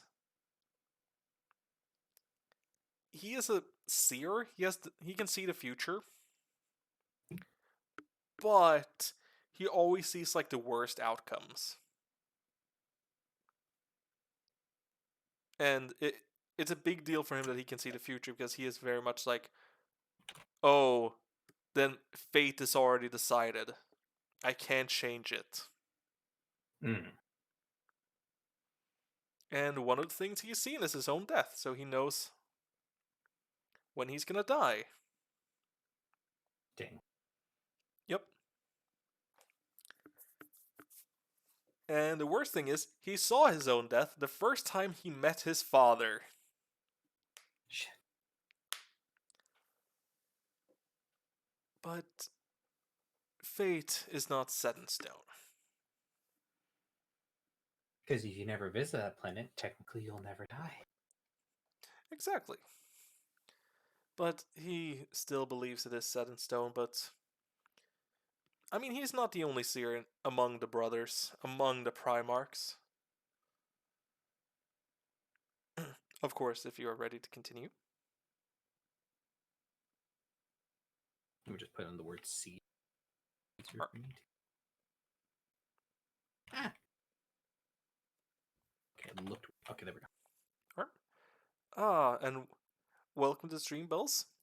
I'm just teaching my bro Fi-Fi here about Warhammer 40k lore.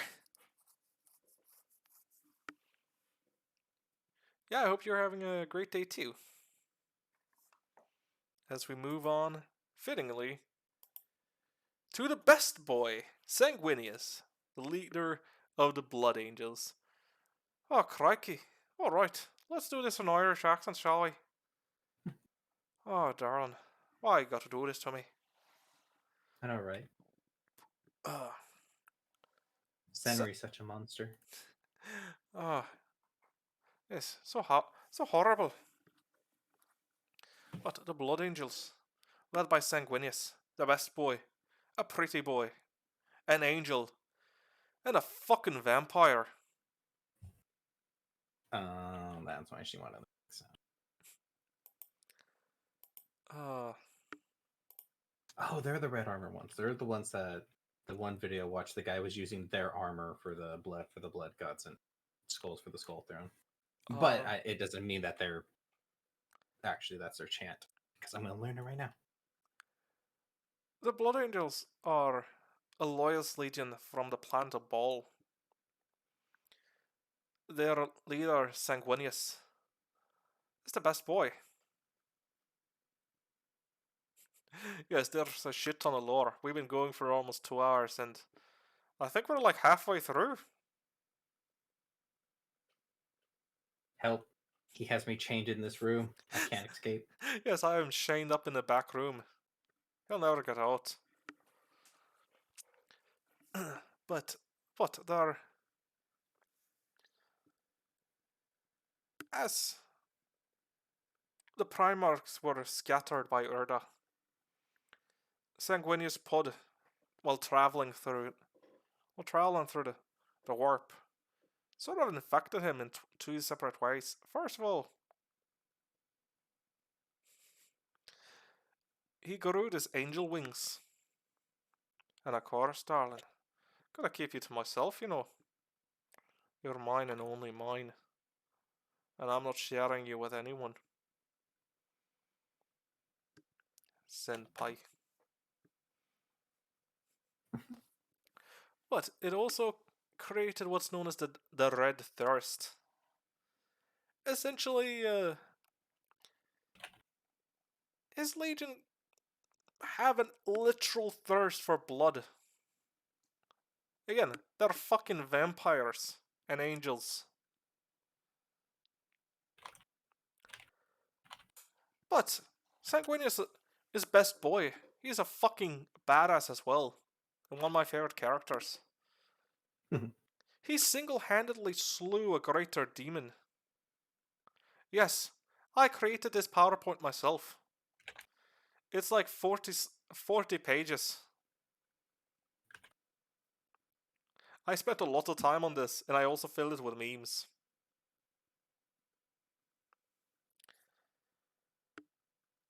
But eventually, Sanguinius died in the Siege of Terra, slain by his best friend Horus. And when he died,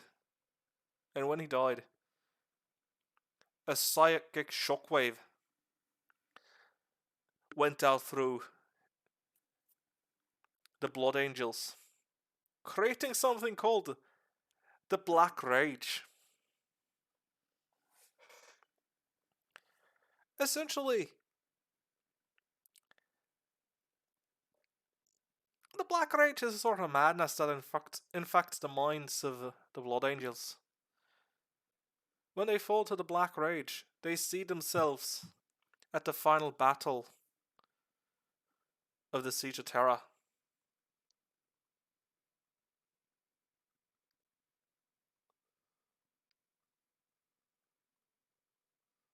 Wait, Infox? When did I say that?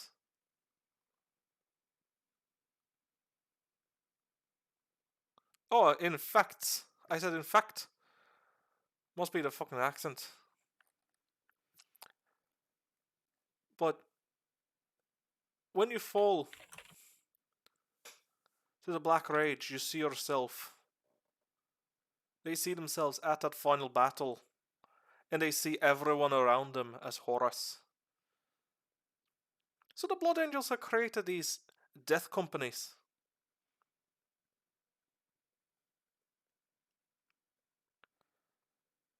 Which are essentially filled with people who is just seeing Horus all around them. Let loose on the enemy. Just slaughter and rip.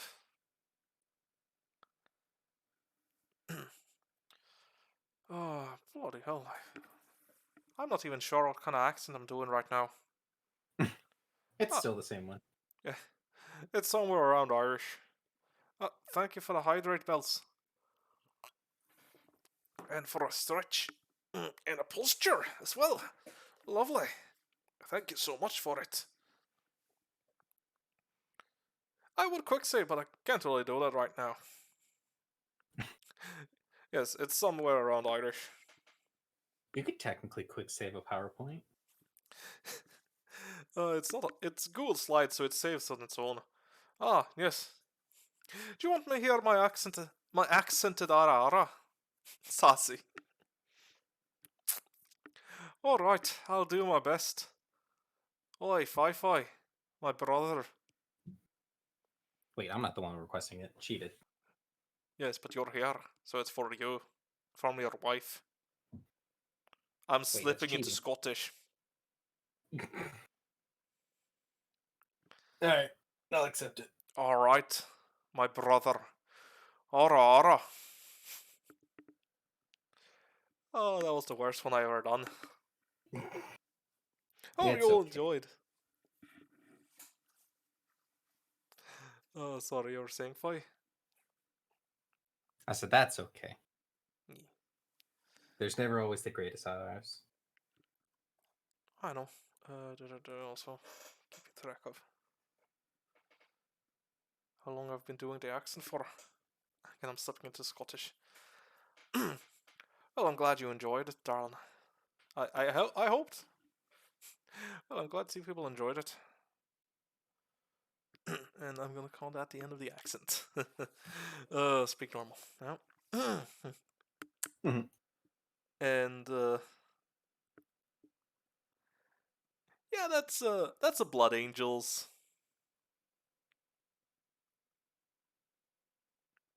I'm glad to hear you guys enjoyed it. They're very thirsty people. Yes, very thirsty. Especially since the red thirst can also make them go mad. There is no. Oh, what was that? Sorry. I was gonna say there is no pleasing in this world. Exactly. They just want that Kool-Aid, man.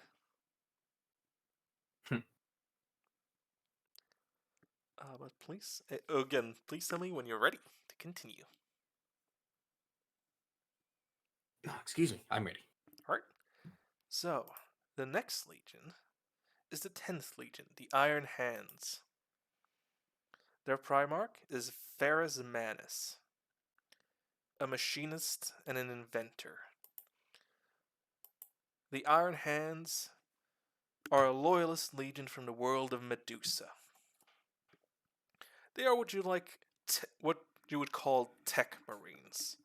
They're all about bionics and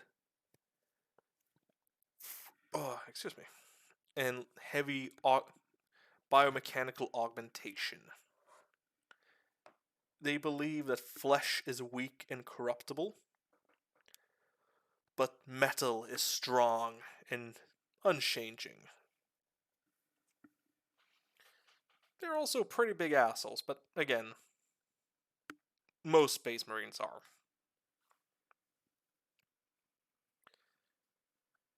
From what I've learned so far, ye. Yep. Ferrus Manus was also the best friend of Fulgrim. And during the Istvan 5 incident, the Dropside Massacre, Fulgrim killed him, decapitated him. So, not a good head on his shoulders. But, yeah, his Marines still exist despite that, and they do get along very well with the Adeptus Mechanicus. Because, yeah, again, both sides are all about heavy mechanical augmentation, and the flesh is weak and corruptible, metal strong.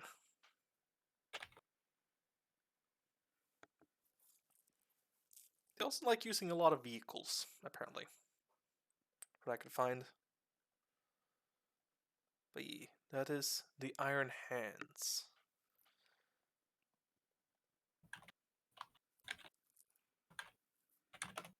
Okay. So, good news is with that, we're halfway through the Space Marine Legions. Next one is a quick one because it's the 11th Legion, which, again, kind of don't really exist, but also does, but we don't talk about it. Which leads us to the 12th Legion, the World Leaders. Their Primarch is Angron. And they are a traitor legion from the world in Assyria. And, yeah, this is Angron now, as he's a demon prince of Khorne. They're a bunch of Angie boys. Again, they're Space Marines of Khorne. Wrathful berserkers who fight. These are the fucking people who screams, blood for the blood god, skulls for the skull throne. Ah, okay, I learned. Yeah. Originally their armors were white with a red on it. But after falling to Chaos Day, I was like, yeah, no, let's get more red in here. Now, you see those things in Angron's head there? See. Oh, Like- that red mark right there? Yeah, or like these things that kind of looks like dreadlocks. Oh, okay, okay. I thought the red was like a. Wait, is the red something unique there, or I think that that's just. shield looky-ish thing? I think that's just like. Hmm. It might be part of those sort of like dreadlock looking things, Ah, okay. or maybe it's like just a face paint, like a tattoo. Well, but to explain what those things are, I need to explain something about Angron and his backstory. Angron was a slave on his homeworld of Nuceria. Not only a slave, he was like a gladiator slave. But he was also a kind, gentle, very empathetic soul. He was not much for fighting. And because of that, one of the people working or at where he lived shoved those things in his head. And now if he feels any emotion other than anger, those things will cause him unimaginable pain.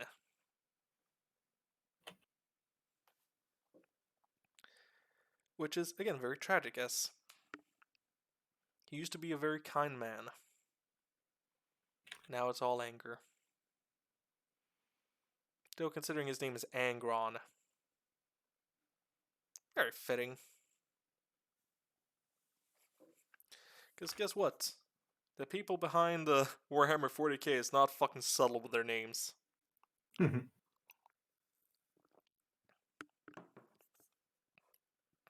Yeah, I can say with the blood coming out of his mouth right there. I'm assuming that's him bleeding from the pain. Yep.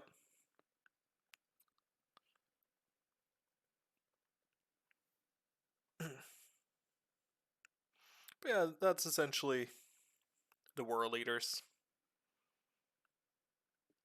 I don't know too much about them, but essentially Chaos Marines of Khorne. Wrathful Warriors, Berserkers. So whenever you're ready, we'll move on to the next one.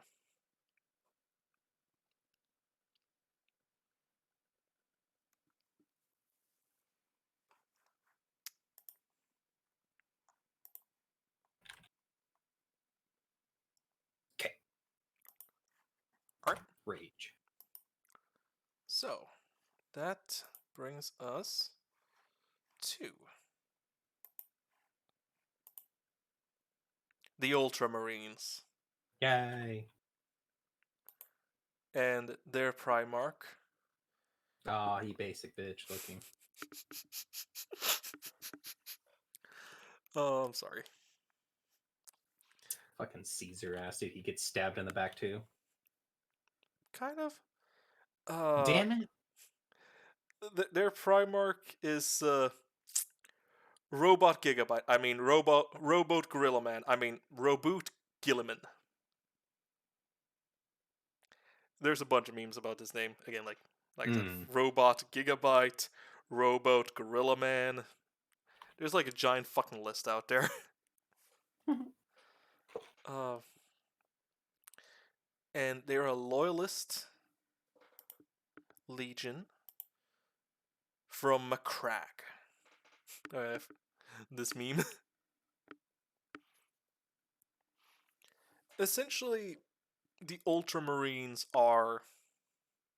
I like to call them a basic bitch because they're very much like the basic bitch Marine Legion. They're jack of all trades, master of none. They're very by the book, all about rules and regulation. Roboot Gilliman wrote the Codex Astartes after the Horus Heresy to sort of like ensure the Horus Heresy doesn't happen again. So let's limit the power of each Space Marine Legion, while also controlling Ultramar, which is like the most powerful section of the Empire. because Gilman is a good leader. He's also very good with like the logistics of being a leader, the numbers. Hmm. He's the kind of person who would really enjoy games like, those sort of like strategy games where it's like city builder games. Oh, okay, okay. Yeah, where it's like, oh yeah, I'm just gonna spend like 50 turns building up my country's economy and trade routes.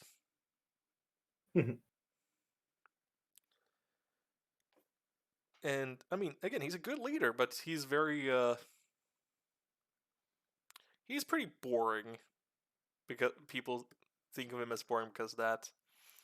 But he was stabbed with a poisonous blade, spent like 10,000 years in a coma to heal, woke up, and now he has ultra depression. Dang, he should have gotten from the Vikings and gotten that blood Yes. or poison stuff.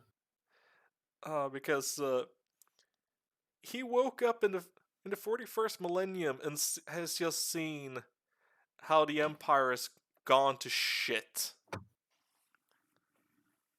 since the Emperor's death.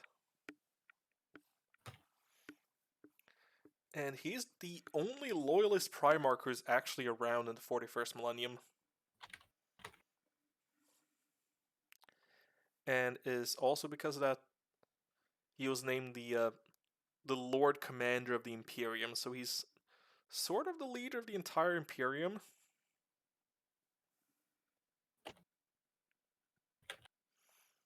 Of course, there's still the High Lords of Terra and the bureaucracy, who is being a pain in his ass. Hmm. There's also the fact that he woke up after like sleeping for 10,000 years and saw, why is everyone worshipping the Emperor? Because a big thing about the Emperor is that he hated religion. Oh. So the Emperor being worshipped as a god was like the last thing he would want. And now Gilliman is just here seeing this horribly corrupted government that's super religious, and it's just the worst. So again, he has ultra depression.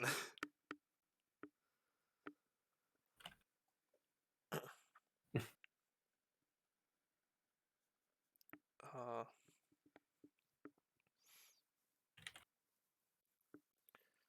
but that's the gist of the Space Marines, the Blueberry Boy Scouts. And after I just played the game, I thought they were so cute, but they're just a bunch of nerds. Oh no, we haven't gotten to the nerds yet. Oh. Dang, someone actually picks on someone that isn't the Ultramarines after listening to that? Uh, The man with 1,000 nicknames? yes, the Avenging Bean Counter. Which, by the way, is a nickname he actually gets in one of the books.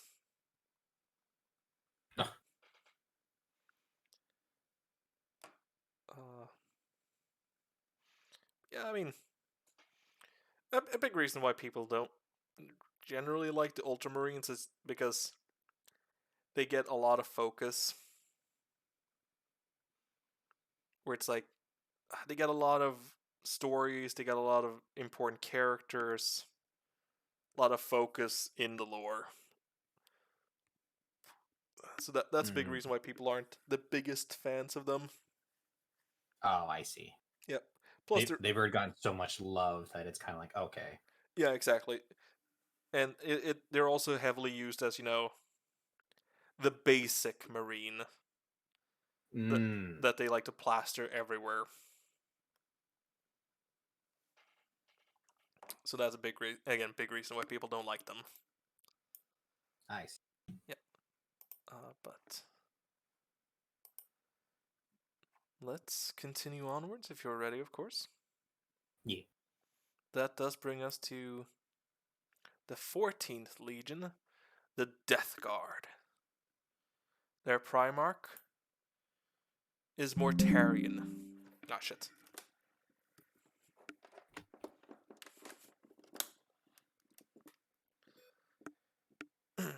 And they're a traitor legion from the planet of Barbaros. And they're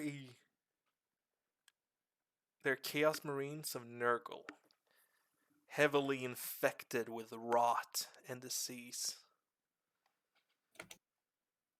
Which I feel like is very obvious through the sign of Mortarion. By the I way, assume they. oh sorry, go on. I was gonna say they follow the. What was that one? Nurgle. Nurgle. There we go. Yeah. Yeah, 100%. And by the way, this is part of like the mini they made that you can use on in like the war game. Okay, damn. Yeah. I've not looked up the pricing for this, but I looked up one that's like about the same size. Mm-hmm. You want to know how much that one costs? I would say close to the 500 range. Wow, you actually overshot it. No, it's like over $100, but like $120. I was gonna say because of the very detail of it, or very detailed, the little bumps and everything. Yep. Wings having the deformation.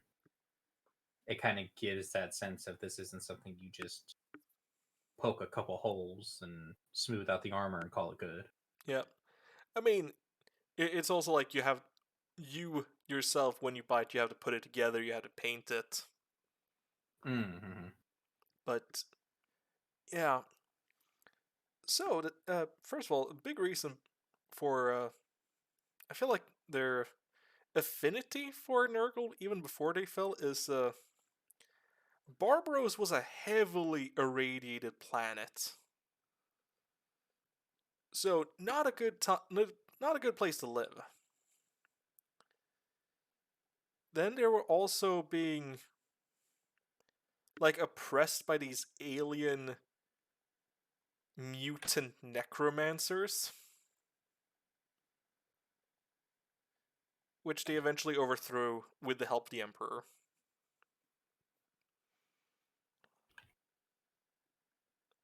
Though Mortarion was pissed that the Emperor stole his kill. Mm. But eventually they did fall to Nurgle, thanks to this man over here, who is Typhus, the second in command of the Death Guard, who sold the Legion out to Nurgle. Now, thanks to their rot-infested bodies and armor fused to their bodies, they are slow, but they are tanky as hell. They can take a punch. They can take a beating and keep on coming as they just spread this noxious gas where they go. Poisonous insects flying out of their mouths. And the dead at their sides rise as rot-infested zombies.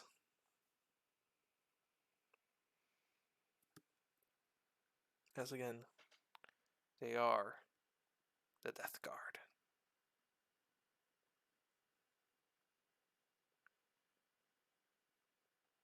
Do they smell good though? Probably not. No, they don't use that Axe body spray. No, I'm pretty sure they're very stinky boys. Not good smell. I'm pretty sure they haven't bathed in like 10,000 years. So yeah, I'm pretty sure they don't smell good. uh,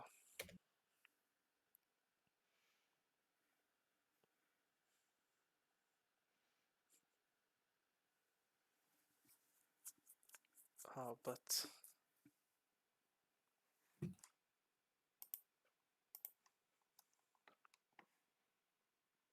next up, we do have the nerds. Yay. The nerds. Okay, that's their title. Yes. Nope. I'm not accepting what you just put up there. I need the nerds or else I'm not gonna. The Thousand Sons. They are one of my favorite factions. And they are 100% What? fucking nerds because they're scholars and sorcerers from the planet of Prospero. They're a traitor legion, though they're a traitor legion mainly because they got screwed over. Their Primarch is Magnus the Red. And once again, another faction that has a very heavy, like, Egyptian theme. Or another faction that has very Egyptian themed. Mm. But That helmet does not seem very or is that just like a neck part of the body armor, the thing that's up like a flagship I or well, sail? I mean, I think um I think it's part of a helmet of the helmet. that's gonna kink the shit out of your neck if someone shoots like a cannonball at that. Yeah. Yeah, this guy in the back looks like it's part of like the armor, but these two definitely looks as part of the helmet. See, for being little smart brains, you guys weren't smart in the Helm region. Yes. All right, sorry. No, it's okay. Gotta enjoy the memeing. So, the Thousand Sons. As I've gotten to them now, I can fully explain the burning of Prospero. Where essentially Magnus did some things, so the Emperor believed him to be a traitor, and sent a message to Lehman Russ and the Space Wolves, saying, "Go to Prospero and arrest Magnus, then bring him to Earth alive, so he can stand trial." Horus intercepted that message and changed it to, "Kill Magnus and the Thousand Sons." So Lehman Russ and the Space Wolves happily, because again they hate psychers, went to Prospero and started slaughtering the Thousand Sons.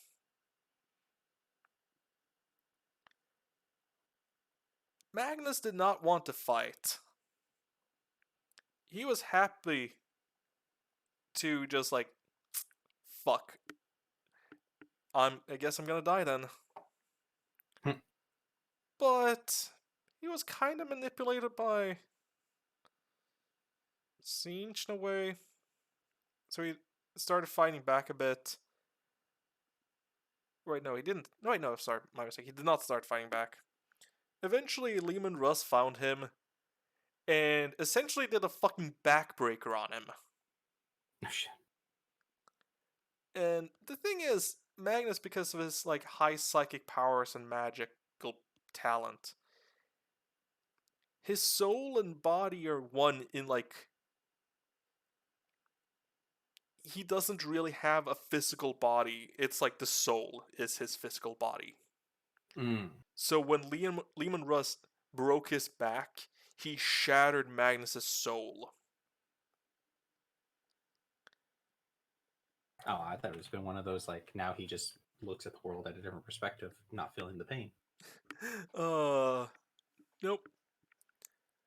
But at that point, the second in command of the Thousand Sons, Ahriman, cast a spell to teleport them all away. But unfortunately, he couldn't get all the parts of Magnus's soul with him. Mm. Only the negative parts. The parts of Magnus who embraced being a follower of Sinch, the god of whispers.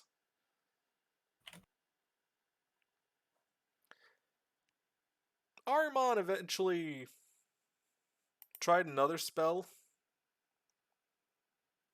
and yeah, most Thousand Suns don't even have a physical body anymore, and it's just souls trapped in animated armors. Hmm. And he's trying to find a way to undo that. Of course, here we have a meme showing off just Magnus not liking Lehman Russ.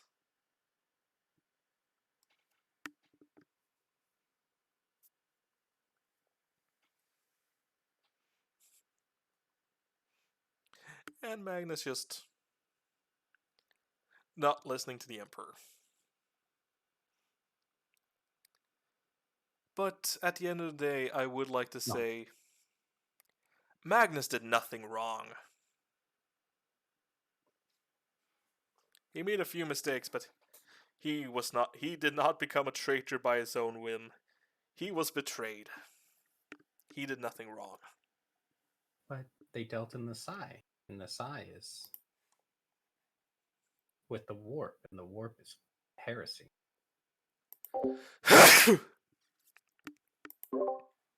Heretics. They will maybe they may be heretics, but again, they are my favorite. They're one of my favorite legions. Yeah, that's why I'm just picking on them. Yeah, understandable. Don't worry, we haven't even gotten. Oh shit! Did the stream? Oh shit! Center, did the stream pick up my sneeze? Fuck. I didn't pick it up. Yeah, I muted myself on Discord. I thought that would also help here, but fuck. Alright. Sorry about that, everyone. You had to hear my sneeze. It's okay. Not everyone heard. Yeah. Only the important person didn't hear it. Yep. Ah. Well. Well, now I know that for the next time. Oh yeah, I think I learned that once on accident, and then like ever since then, I always go to my mic, and my mic has the little knob on it, so I'll just set it to 0 every time Yeah. if I'm about to make a loud noise. Yeah, I mean, my microphone has that I can, like, turn it up since I have microphone in my headset. I flip the microphone up and it turns off, but it's a bit janky because it doesn't always turn off for me.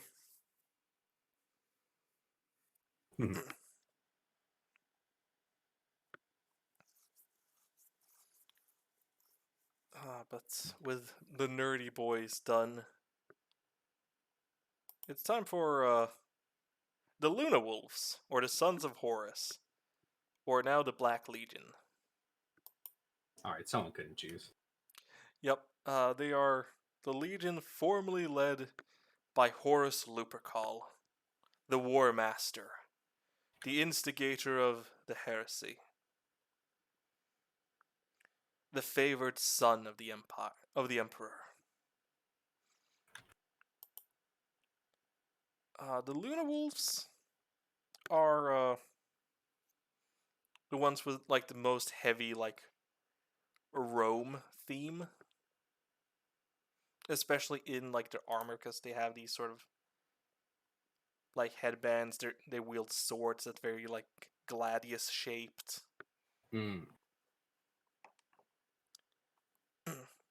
And they're all about like heavy frontal, all in like frontal assault. Just frontal assault, frontal assault, frontal assault.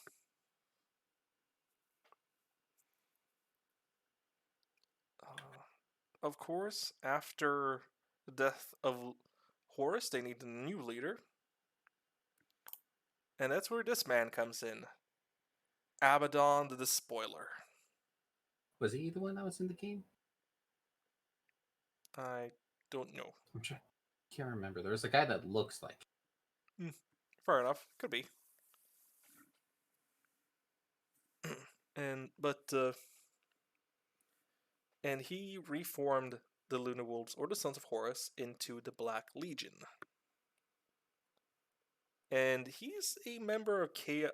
They serve Chaos Undivided. Essentially, they serve all Chaos gods.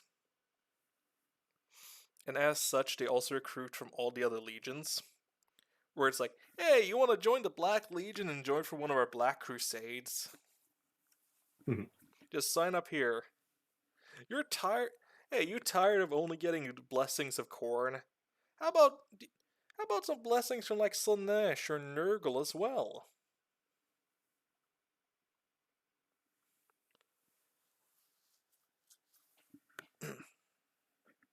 Yeah, they're an interesting legion. They're very much seen as like the chaos version of the Space Marines. The ones used for like, yes, here we have generic Chaos Marines.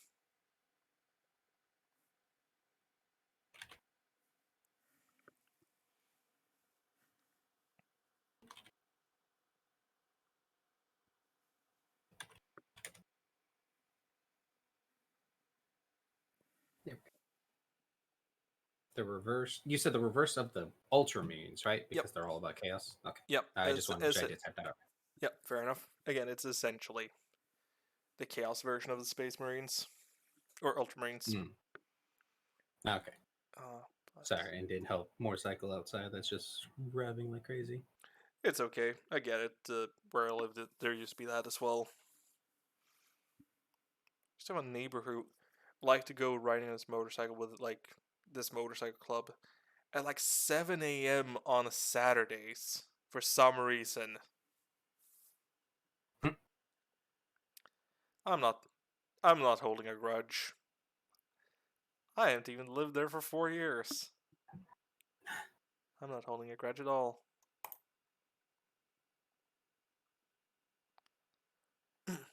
But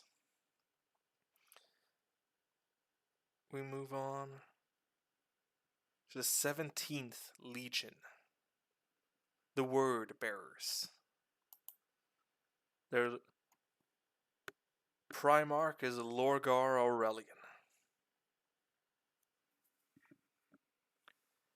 A pious man from the world of Colchis, and a traitor.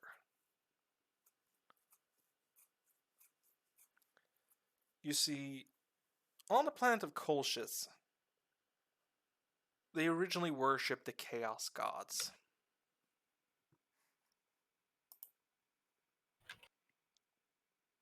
But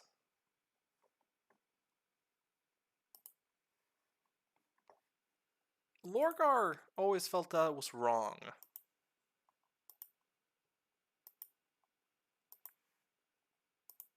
He didn't think that was right.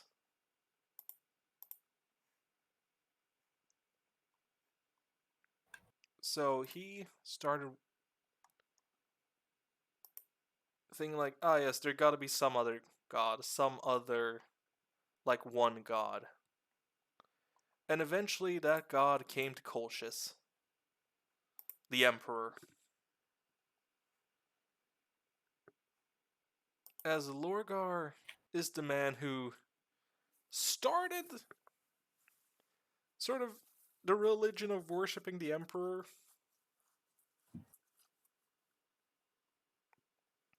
Which of course the Emperor wasn't too pleased with, but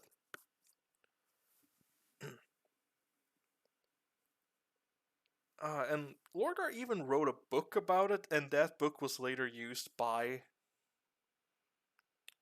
the ecclesiarchy when they were founding the religion of the Emperor.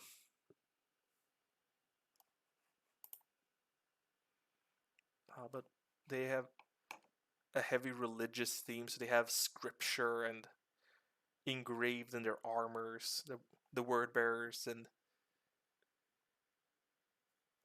like pieces of holy text attached to it.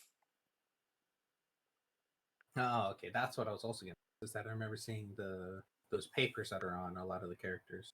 Yeah. And then, of course, as part of the word bearers, we also have the biggest motherfucker in the entirety of the Imperium and Chaos, Erebus. Erebus, the man who's responsible for so much bullshit because, oh yeah, Lorgar gave up on worshipping the demons. Erebus never did. Hell, we don't even know Erebus's real name. Because he, as a kid, he killed another kid and stole his name.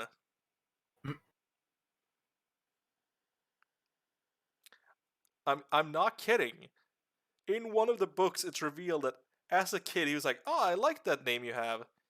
Stabs. It's my name now.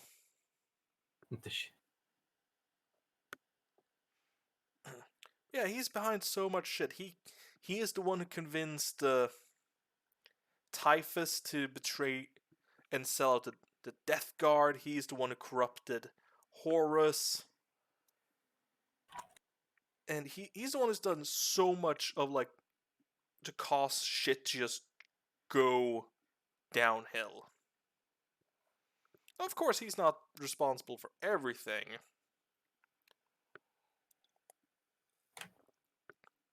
Like, I mean, again, like I said, the Emperor wasn't too pleased when he found out that Lorgar was worshipping him like a god and were converting some of the planets he had captured to worshipping him as a god. So the Emperor decided to give Lorgar and the Word Bearers a right old spanking. Essentially, they went to a planet that Lorgar really liked, that he had converted to the faith of the Emperor, and just wiped out all life on that planet. They brought Lorgar down with them as they burnt the churches. Oh my gosh. And seeing this, Lorgar went from like, okay, cool, I'll just give my worship to a god who likes being worshipped then. Looks towards the Chaos Gods.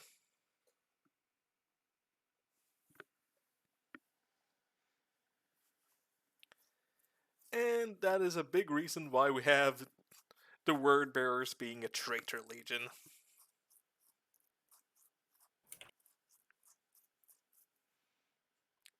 Now, one thing they do a lot is they do a lot of demon summoning and possession as well.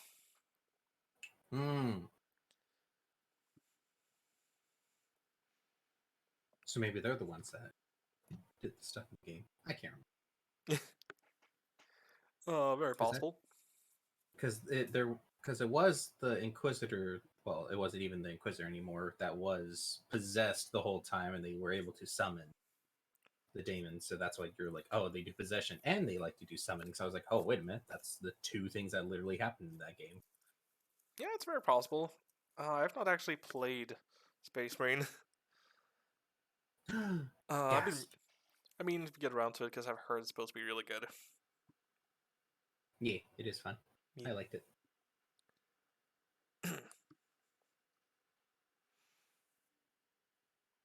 But we're so close now to the end of the Space Marine part because we have 3 left. Wait, what do you mean?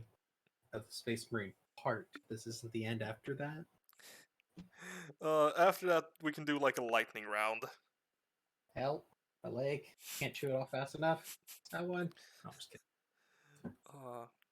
But yes, I didn't. Good, I didn't have any memes there that I forgot about.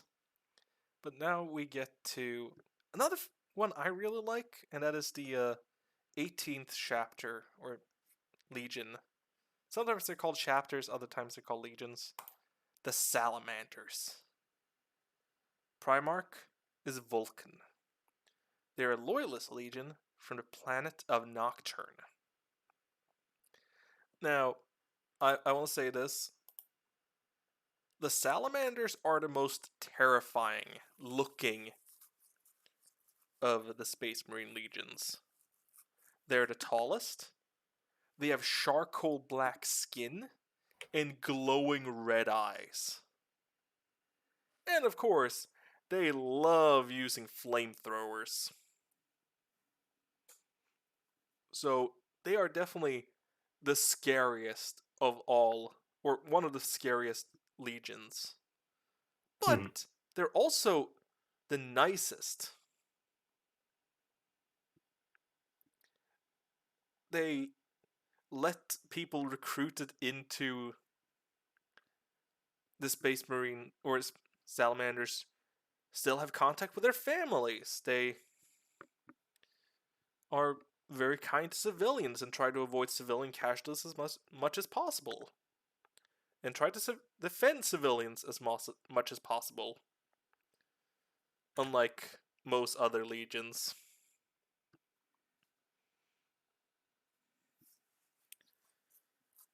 They're also very self-sufficient, as they also have a lot of blacksmiths among them that can maintain or create or build weapons for them and their armors.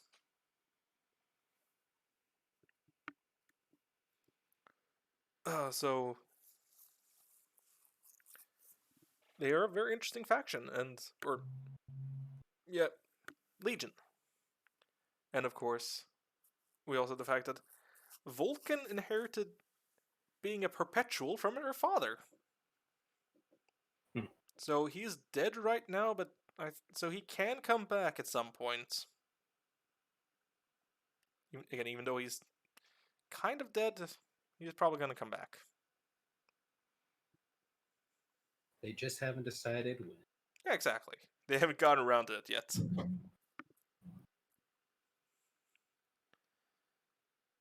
But yeah, they're a really cool legion, and they have this like a lot of like dragon symbol on their armor because of using a lot of fire.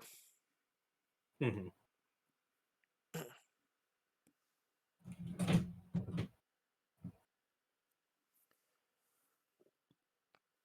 that. Oh, sorry, go on.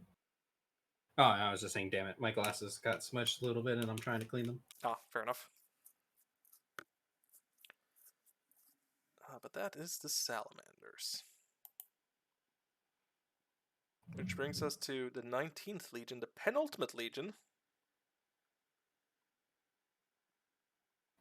The Raven Guard. Their Primarch is Corvus Corax. Another edgy boy. Though edgy boy and more like emo edgy boy rather than Conrad Curse being like rogue edgy.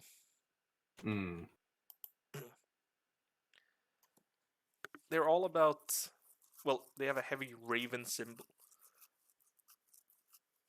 symbolism, and they're all about like being bringers of death.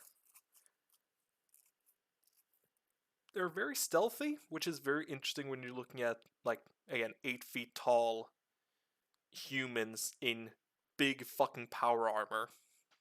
Which is quite impressive. But they're also very patient.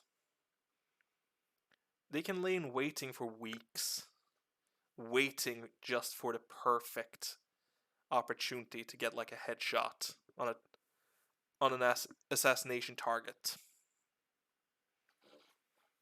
Or just spend days waiting in a spot for the perfect opportunity to ambush.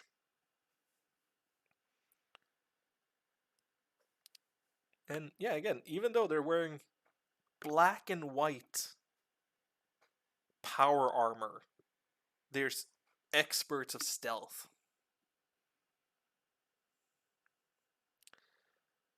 And while Corvus Corax isn't around,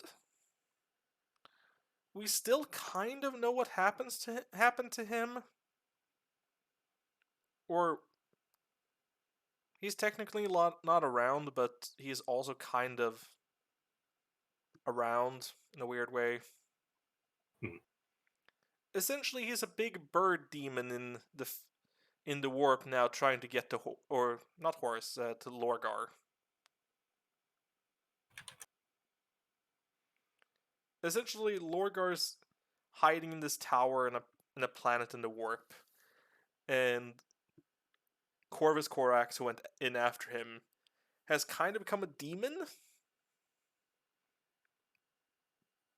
and is now like just trying to get into the tower to get to Lorgar to kill him. And it's been like 10,000 years doing that.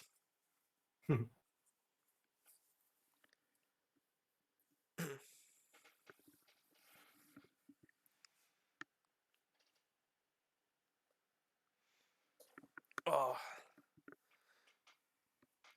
gotta stretch a bit before the last Legion, because this is where the fun begins.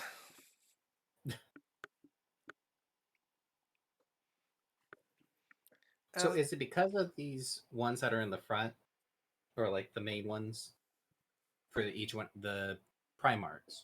Yeah. Because you said that they're the ones that are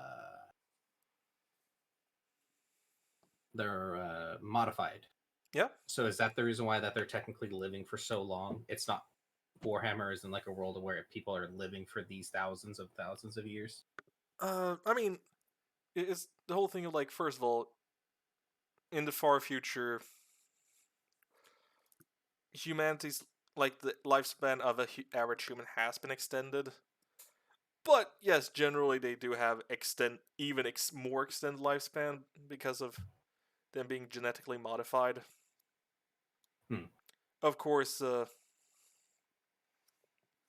Chaos Space Marines have been able to live for like 10,000 years because they mainly stay in the warp, where time doesn't really flow the same.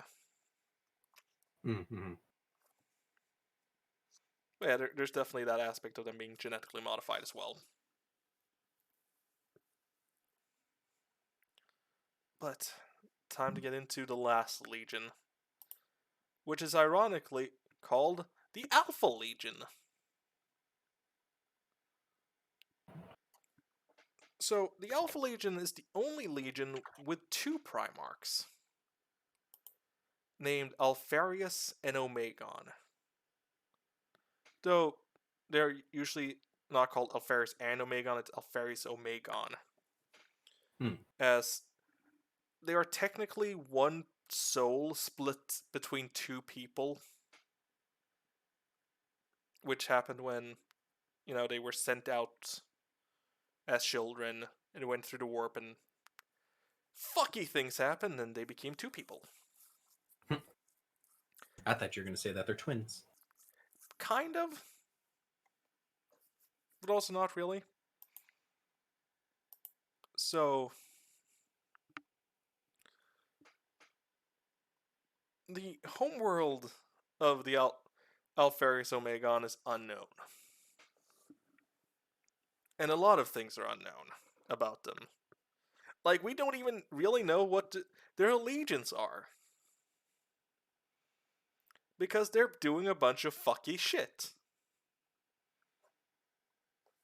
Because they're the biggest fucking trolls in Warhammer 40k. So, one of the few, or the only Warhammer 40k book I actually own is the Primarch book on Alpharius, the head of the Hydra. As the symbol of the Alpha Legion is the Hydra. The first line of the book is, "I am Alpharius. This is a lie." This is the last line of the book as well. And you know what? You want to know what this fucking means? This line? "I am Alpharius." It represents the fact that all of the Space Marines in the Alpha Legion have gotten facial reconstruction surgery, so they all look like Alfarius, Oh. and they all claim to be Alfarius. So I think canonically Alfarius has died like 5 fucking times, but you never really know if any of those were the actual Alfarius.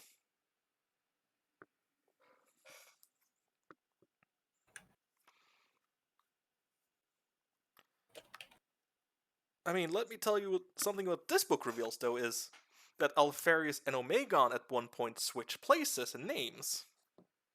So Alfarius went by Omegon, and Omegon went by Alfarius. But then Omegon, that was acting as Alfarius, died. So Alfarius, acting as Omegon, took the name Alfarius to honor his dead brother, Omegon, who was pretending to be Alfarius.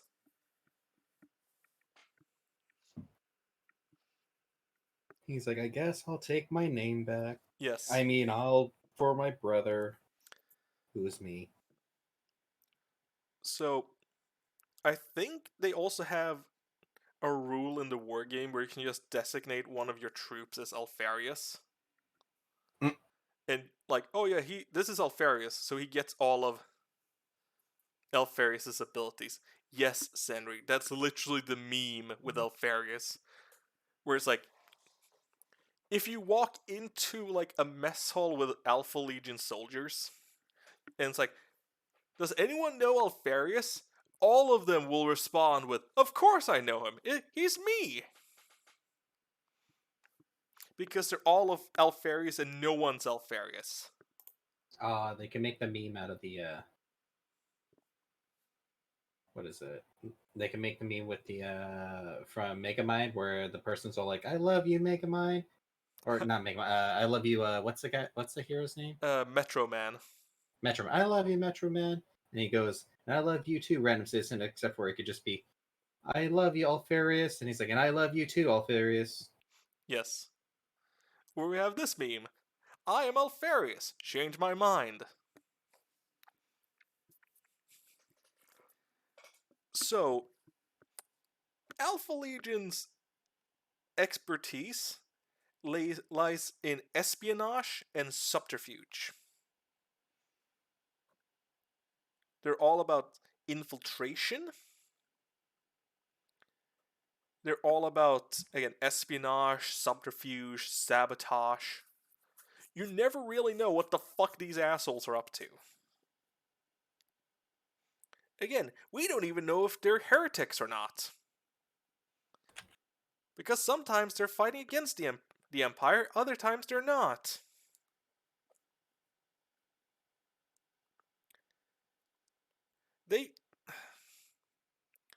They're also the shortest of the Space Marines. There it is. That's the reason. Damn, you can't trust short people. Yep. I'm kidding. I'm kidding. A big. They use a lot of like sleeper cells and spies and agents everywhere, and they also have a tendency to kill people and take their place.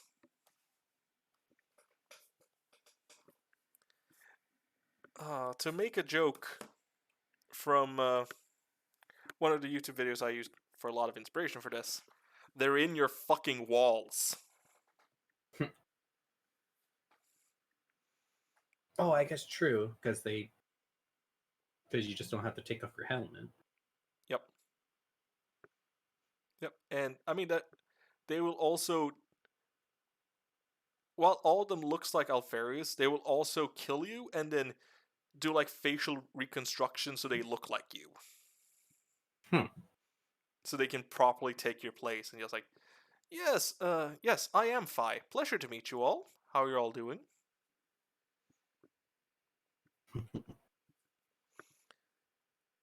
And personally, they have one of my favorite war cries, which is Hydra Dominatus.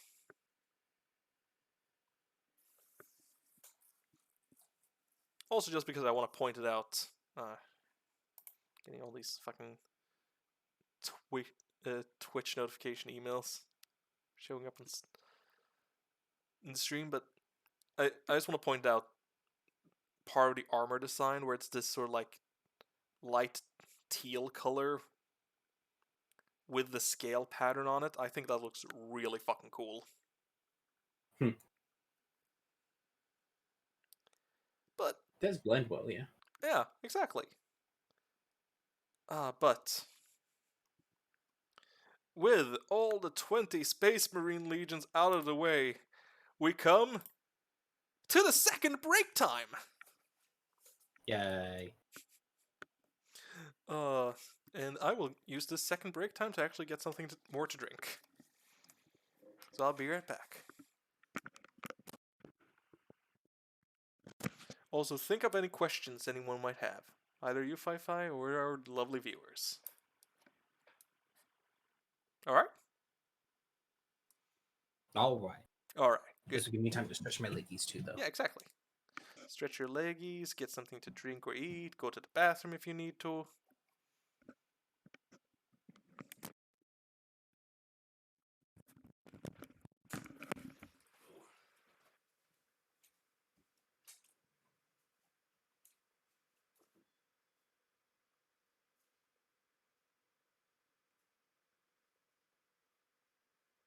This is my stream now.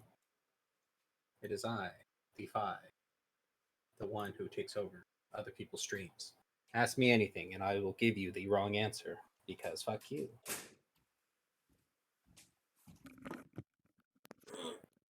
Hi, baby Dexter. There we go. I'm the back. Welcome back. Thank you, Fi-Fi. Actually, let me do one quick little extra break part. Let me see if the cats need to be fed, because I see Sazzy went to go play games. Alright.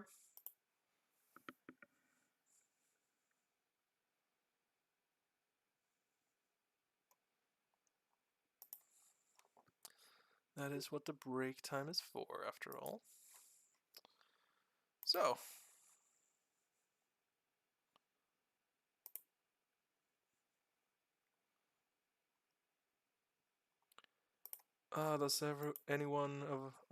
Does any viewer have any questions? Again, I hope people are enjoying it. Sorry if you're not. And sorry if I'm getting things wrong or I'm stumbling over my words. I'm a nervous man.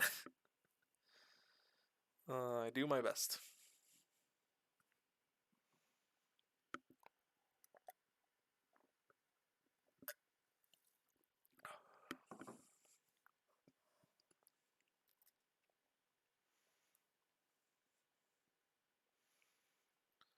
So just going over my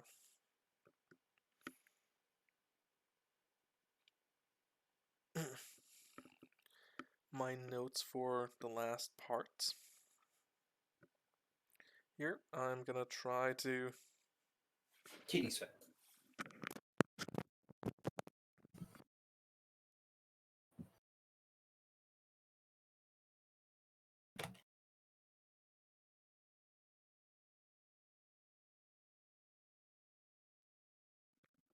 Okay. There we go. Realized since it's like after midnight, an energy drink might be a bad idea for a drink now. But yes, I am just going over my notes real quick to see the parts we have left. Again, I don't want to keep you up too late if you need to sleep or anything. it's okay. It's again, it's weekend. I can sleep in. Okay. I'm just making sure. And I mean, part of it I feel like it's gonna be like a bit of a lightning round, maybe mainly because I don't know too much about some of these factions, or I don't have too much to say about them. So,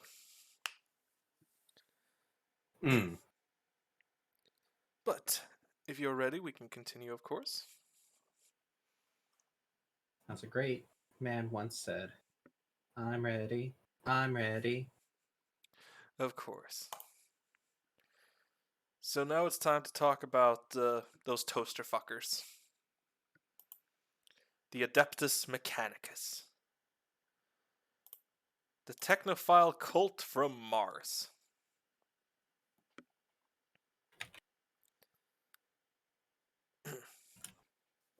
They mainly worship what's called the Omnissiah. Because Mechanicus is so weird. I'm like, why are you saying that this is like underlining it, saying that's not spelled right? Yep. Sorry. No, it's okay. I know it can be weird. Like, not. Sort of like Word documents. Not Mhm. autocorrect. They're like. Grammar check can be like weirdly sensitive with these words. Mhm. But, yeah. They mainly worship this, what they call the Omnissiah. The spirit of the machine. If you want something to work, you better fucking pray to the Omnissiah. Or else the Omnissiah is not going to allow that nice bolter of yours to work. Or any of your speeders. Or your ship. So you better pray to the Omnissiah and get the nice incense out.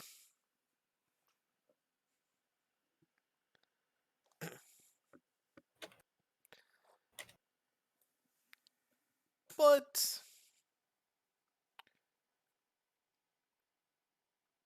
despite being crazy people from Mars, they do also have the usefulness of being quite knowledgeable in technology.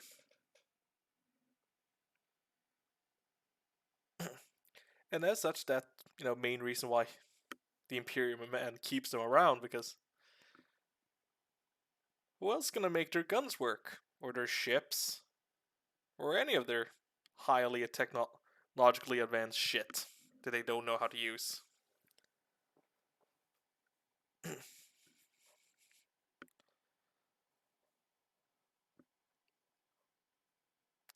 The Adeptus also really likes to hunt for what I mentioned earlier, the STCs, the standard construct template, or standard template constructs, and discover, like, oh yes, or, well, rediscover old technology from the dark age of technology. For some reason, it's actually seen as a heresy to build or try to invent something new for the Adeptus Mechanicus. So,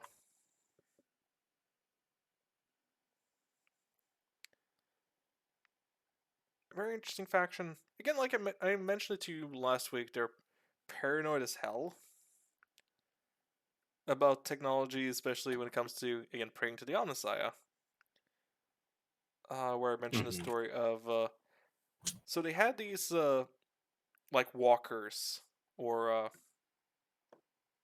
yeah, like walkers, or mechs, where there was like one guy who knew how they worked, and then he died, and they were so paranoid about that these mechs would break down and they wouldn't be able to fix them. That, yes, let's just keep them on all the time and we'll just keep them in like a corral and just like with a fucking lasso catch one when we need one.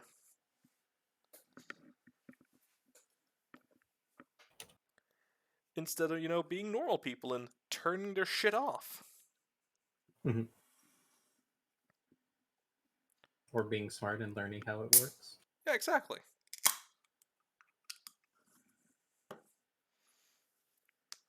But I mean, it's 40K. Not everyone is smart. True. Like those damn orcs. Damn filthy orcs. Oh God. Soon we'll get to the orcs.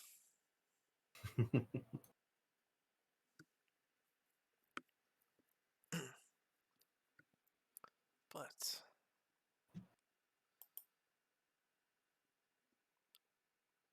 next up we have the Eldar and the Drukhari. The Eldar. Oh, sorry. Check if you're ready to continue. Sorry. Yeah. Let me just Eldar and Drakkar. The Oh, Eldar. whoops. Oh, sorry. Go on. No, you're good. Sorry, I just typed out Drakkar hair. Ah. The Eldar are space elves. They are all powerful psychers, and they used to be essentially immortal. Where whenever they died, they would reincarnate with all their memories. Mm.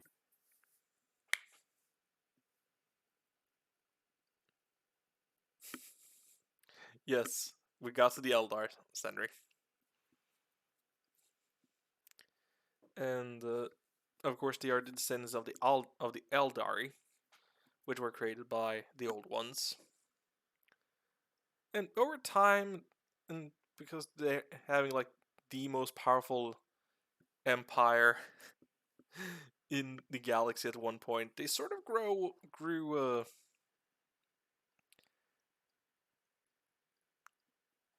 sedentary. I think the phrase is, or the word is. Essentially, let's get really into art for a couple of centuries. Okay, and now everything is boring. You know, the whole thing of like you live so long that you get sick of the things you used to like, and you're always seeking out like more and more like new experiences or worse experiences, so you can feel alive and feel like yeah, they got really bored and constantly seeking new things to keep entertainment in their lives. They eventually got so depraved, they had orgies, so murder fucking orgies so intense they fucked a god into existence, creating Slanesh.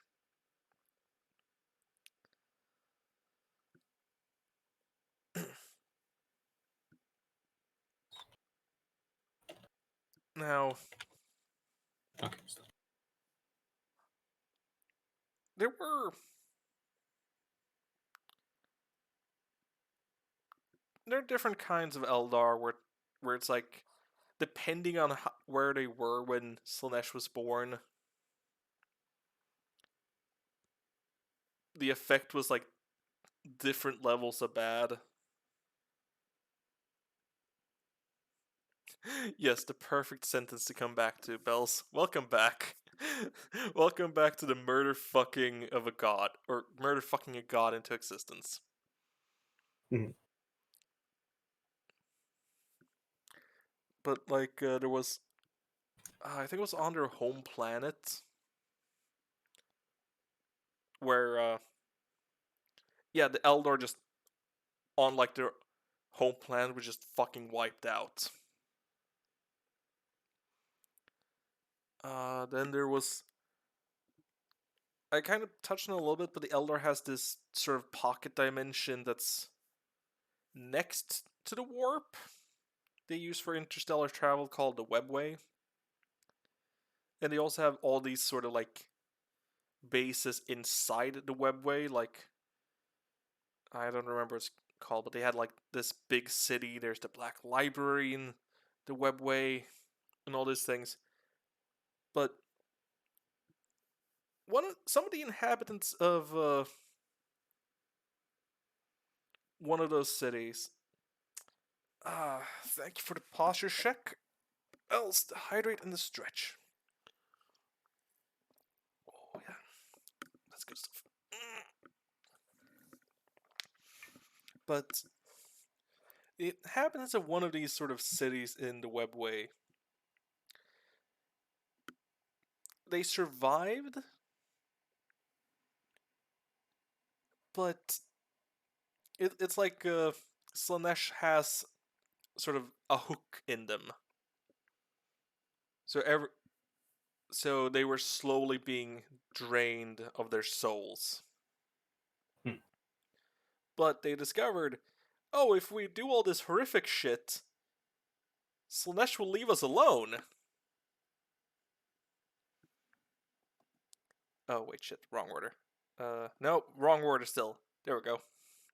And they became the Drukhari, the Dark Eldar.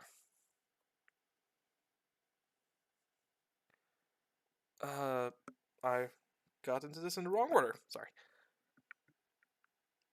There were those who live in the Black Library and worship their god Kegarak. Shegarak? One of the two. And protect the Black Library. These are the Harlequins. And they're all about fighting chaos. So they get along with a lot of people. Even though they're filthy Xenos. Mhm. Then of course we have the main ones, which are the craft world. The craft worlds are like giant world ships. They were far enough from the sort of main murder fucking orgy to not be grabbed by Slanesh. Mm. But Slanesh sort of still has a hold of their souls. So if when they die, their souls go to Slanesh. But they found a way around that where they have these gems, and when they die, their souls go into the gems instead of them dying, or instead of going to Slanesh. And then they use these souls to power mechs, which is pretty fucking cool. And then finally we have the Exodites, which are these ones in the middle, where they left the Eldar Society because they thought they'd become too depraved. And they're essentially the Amish of the Eldar. They live very like lower tech.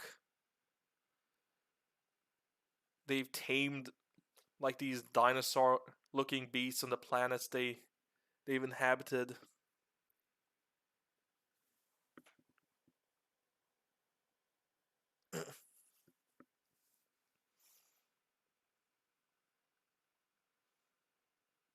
I want a dinosaur and call it Billy. Yeah, let's see. I can see that their armor is very. Yeah. It's like bone It's a lot. like. Yeah, let's say calmer, tamer. Yeah. And since I got the order mixed up and the Drukhari was last, originally in my notes, the Drukhari is a really fucked up faction. Oh, no, don't want to jump yet. Where, again, they're kind of followers of Slanesh, but also not really, but they're mainly pirates, the Drukhari, the Dark Eldar. And, if your ship is attacked by Drukhari pirates, well, you better unalive yourself, because that's much better than whatever they're gonna do to you.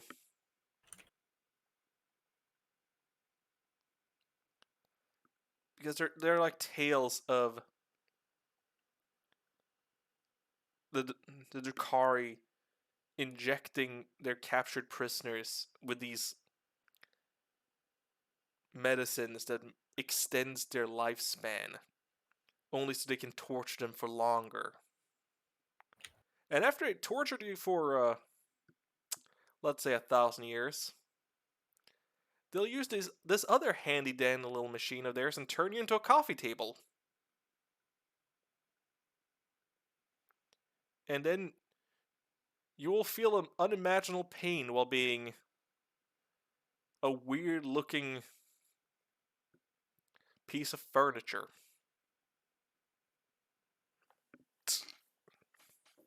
Dang, are you saying that I could potentially get sat on by a female elf or Drakari? Yes, the big titty goth GF will sit on you. All right, I'm willing to be a chair now.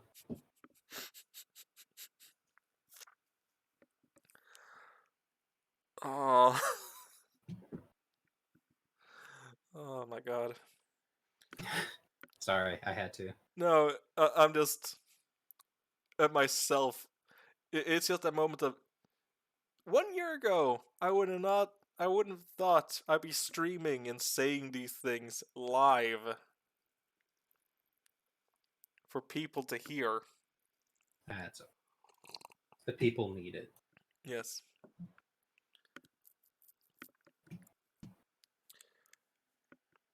Yeah, that's the Eldar.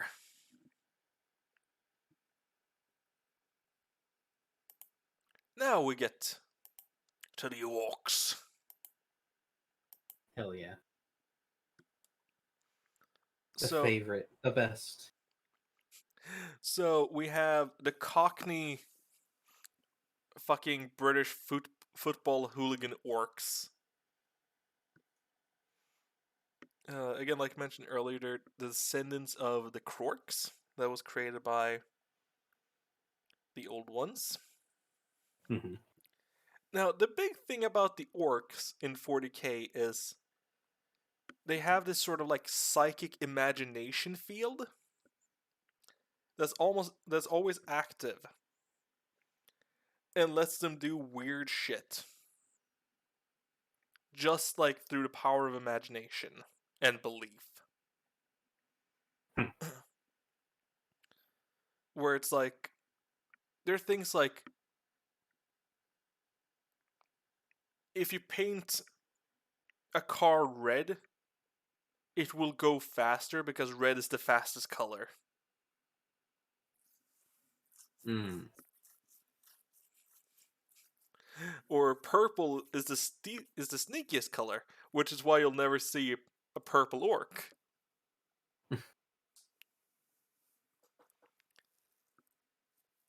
Or there are things like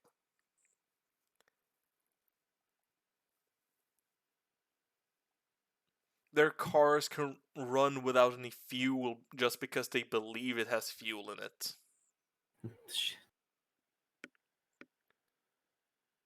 Or there are things like some mechanic has got a hold of like an orc pistol at one point and took it apart. And it was just like there's just like fucking bolts inside of it, like loose bolt. How is this firing?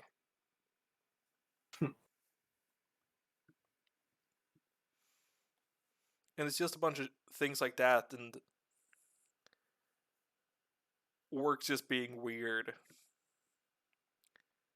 But that's what you're just meaning by their psychic imagination field. It just kind of lets them get away with a lot of this stuff. Yeah, exactly. Like, again, there's things like, yeah, most of their tech logically shouldn't fucking work, even though it does. Because of their psychic imagination field.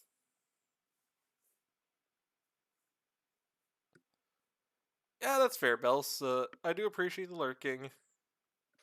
And yeah, don't go to bed at 4 a.m. Go try to get to bed earlier, man. Sleep is important. Yeah, fellas. You The one agree, who will right, watch Fi-Fi? me at 8, 9 a.m. What's that, Fi-Fi? I said the one who watches me at 8 or 9 a.m. in the morning for himself. Yeah, but I do that after I woken up. I go to sleep and then I wake up and then I see if you're still up. And if you're still up, of course I gotta jump in and watch.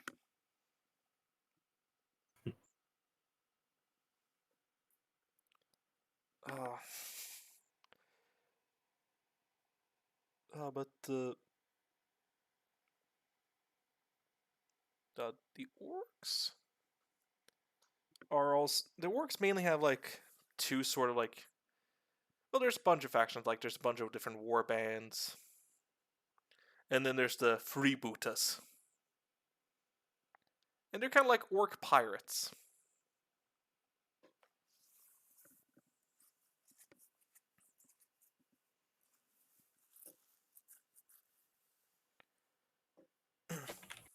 Oh yeah, should I just remember something about the psychic imagination field?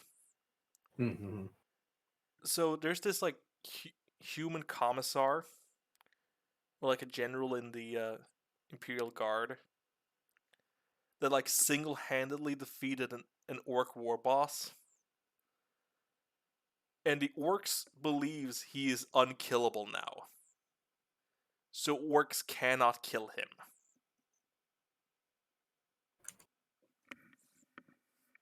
I forget the name of the character, but essentially the Imperium is like, okay, cool, the orcs can't like really hurt him, so we'll just send him to fight all the orcs as much as we can.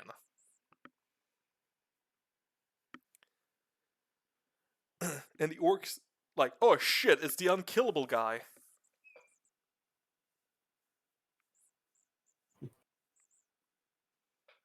I want to be unkillable. Yeah, same. But orcs are very weird. Oh yeah, like they're also fungus people. Wait, fungus orcs? Yeah, they when they die, they release spores that spawn more orcs.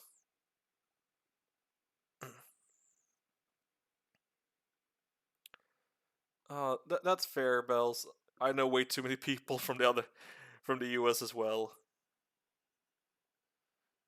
It's frustrating watching. Like I had it way too many times when I've gone to bed, and then like immediately after I've gone to bed, just get shit ton of notifications of like, oh yes, this person is streaming, and this person is streaming, and this person is streaming. Mm-hmm. Or woke up and then see like I got 5 notifications. It's like 5 a.m. or like 3 a.m. that people were streaming. It's like, motherfucker, I want to support. Mm-hmm. Yeah, I know. Yeah, we'll make sure to have a lovely of the loveliest of time zones, and I will make sure the story time continues to be as good as possible for Fi-Fi. Yeah. And I hope you can sleep well. And again, I appreciate the lurk. See you around, Bells. You know, say night night. Yeah, night night. Yeah, they're fungus people. They're fungus people with a weird psychic imagination field. And I also think it's like when more orcs are around, the field like becomes stronger. Hmm. Yeah, them being fungus people is also a big reason why you can't really get rid of them. Not true, because funguses is hard to. Yep. They'll just keep fucking spawning up in the forests. Which is why, if a planet has ever been like invaded by orcs, they're gonna keep having orc problems for like forever after that. Mm.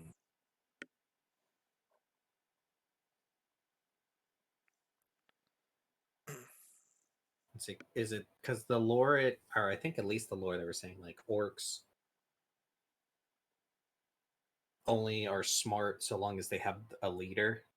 Oh But then yeah. the moment that the leader's gone, they just kind of randomly run around. They no longer try to do anything. It's more like their their entire culture is like about fighting. So without a leader, they're just running around killing each other. Okay, I thought that they would still kind of kill other people, but so they'll just attack themselves. Yeah, they'll just attack each other as well. They'll attack anything they can get their hands on. It's just they need like a war boss to lead them. Otherwise, it's just chaos.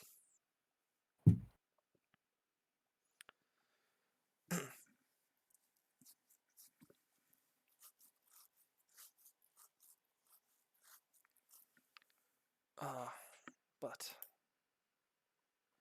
now we get to the rapid fire section as we get through the last three,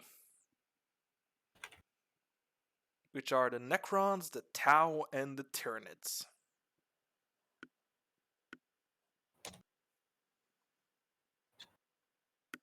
Okay, spell that right. Great. Yep. So let's start with the Necrons.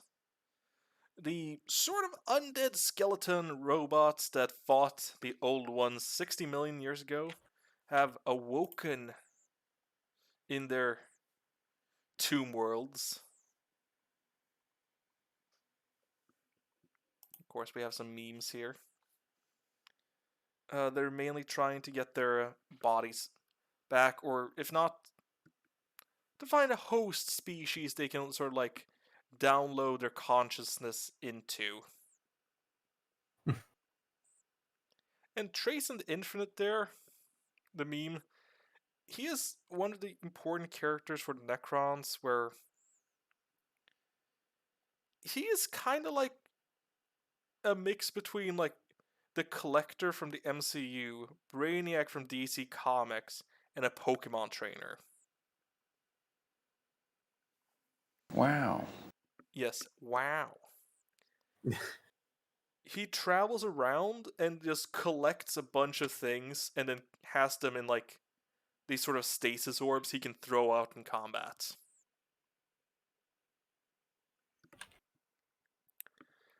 Oh, there's a funny story where he stole like this special bell from the humans and put it on his like planet-sized museum, the stasis sphere. And one day this bell started ringing, and with every time it rung, it let out these sort of like shock waves of destructive energy. It was just destroying everything in his museum, or his hoard, however you want to put it. But eventually it died down after having rung 13 times. And Damn, the curse number. yes. After this, Trayson was just fucking done with this. So he took it and threw it into the fucking webway, hoping it would annoy the Eldar as much as it had annoyed him.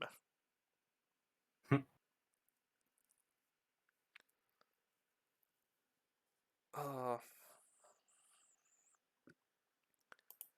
then we have the Tau.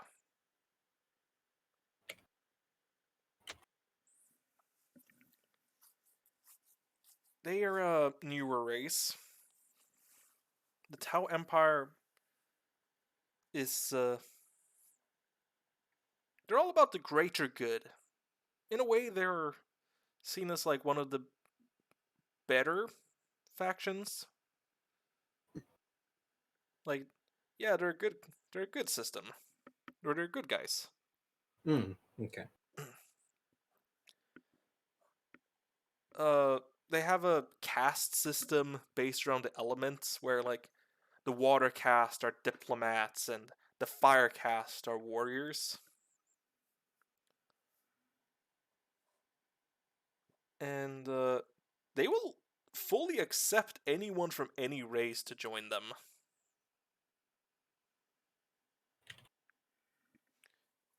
Because the way they see it, the greater good isn't about race, so we can all join together, fighting for the greater good.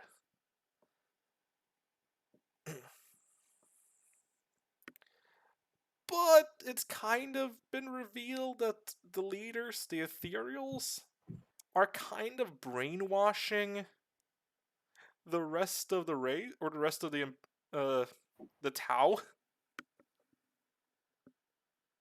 Wait, so they're good, but they're not? Yeah, they're good, but not really good.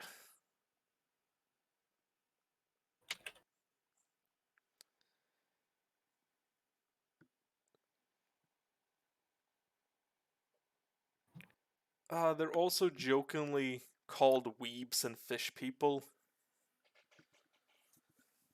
Mainly weebs because, yeah, they go hard on, like, the mechs. And they have a lot of mechs where, like, more, the Japanese style mechs where you have, like, the giant human looking mech wielding a fucking sword or something like that.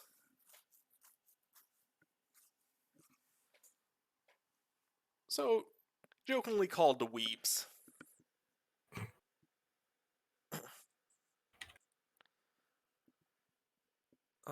And then we have the Tyranids. Have you ever played StarCraft? Slightly ish. You know the Zerg? That's essentially what, because that's essentially what the Tyranids are. I mean, the Zerg was based off of the Tyranids. Okay. Because if I remember correctly, StarCraft was originally supposed to be a Warhammer game. So the Tyranids were literally supposed to be, or the Zerg was literally supposed to originally be the Tyranids. But they're an insect-like race that's a hive mind that's just devour and assimilate everything across the galaxy, and they have this sort of sub-faction called Gene Stealer Cults, where they sort of infect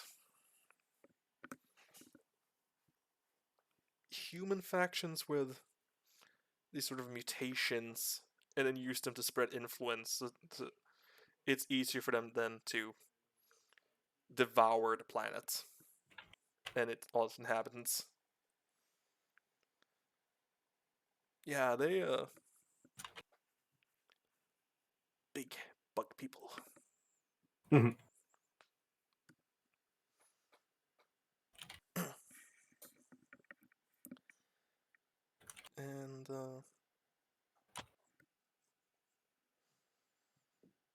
yeah,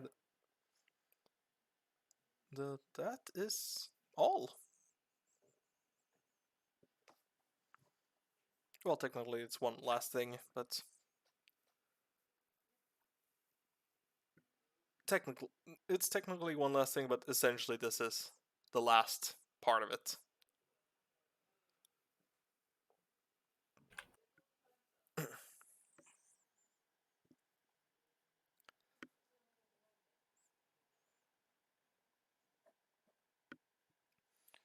Because the last part is some recommended YouTube channels for anyone who wants to learn more about Warhammer 40k. Of course, there's one I've already recommended to Fi-Fi. Adeptus Ridiculous. A really fun podcast where each episode they go into like a topic, like a faction or a character or an event. They do episodes each Wednesday, and I can highly recommend it. It's really funny because they meme a lot as well. Next is Bricky, really funny YouTuber and one of the hosts of Adeptus Ridiculous. His video on each of the Space Marine Legions I took a bit of inspiration from for this. Yeah, really funny guy. I highly recommend him. We got Luton09, one of the best YouTubers there is for Warhammer 40k lore. Whoa, I don't know what that kind of subscriber numbers. Oh yeah, 666,000 subscribers. Hail Satan. No, wait, no, sorry. It's Satine. Yes, Hail Satine. No, sorry, I'm dyslexic. Hail Santa. Oh my gosh. We got Wes Hammer, another really good Warhammer 40k YouTuber. Took inspiration for his video on the Warhammer timeline for this for a bit in the start of this. Can highly recommend him. And also Major Kill. A pretty funny Australian YouTuber, Warhammer 40k focused.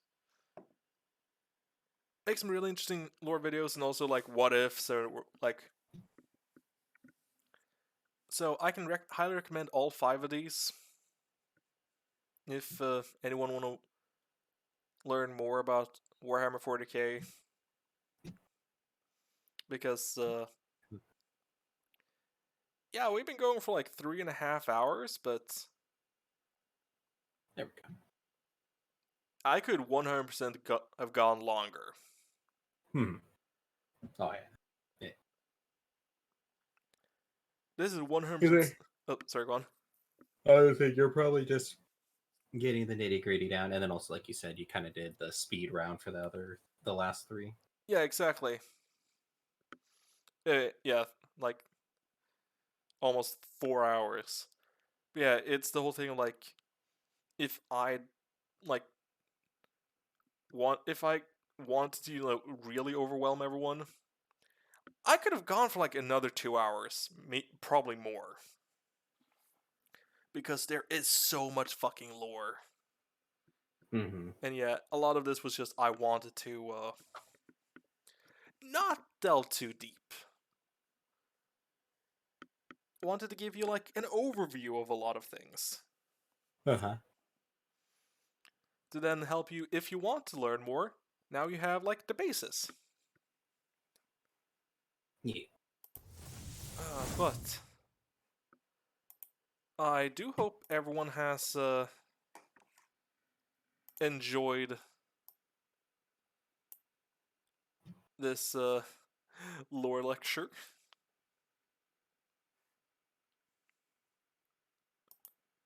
Honestly, I enjoyed it. It was good. Yeah, I got to learn. I'm glad you enjoyed it, Fi. And I hope I've taught you something very valuable. Or I hope I've taught you something.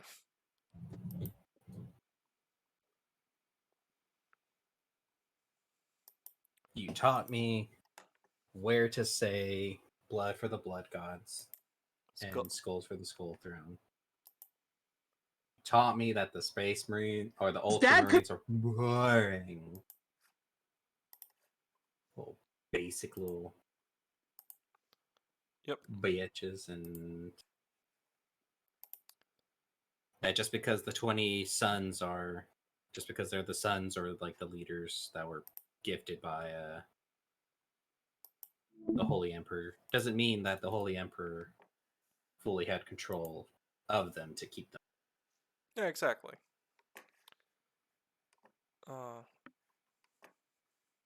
Also the fact that I mean, there's a little extra tidbit. Yeah, the Emperor was not a good dad.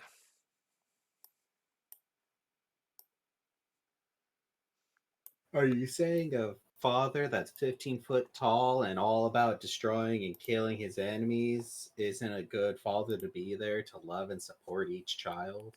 Yes. I can't believe what I'm hearing. I never would have thought. Well, I said it. I'm sorry.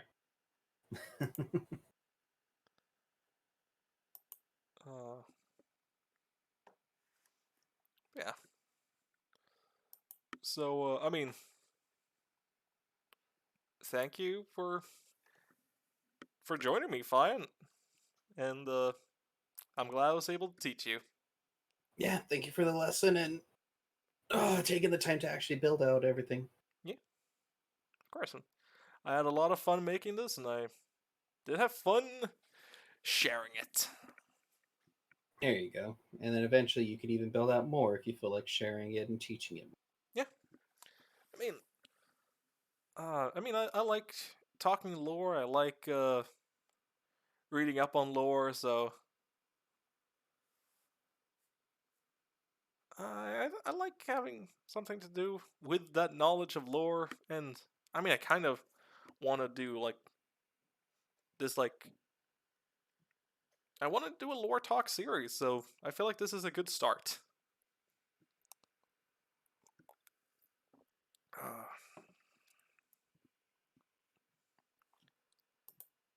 Yeah, and yes, my dear Senri would like an ara ara, so.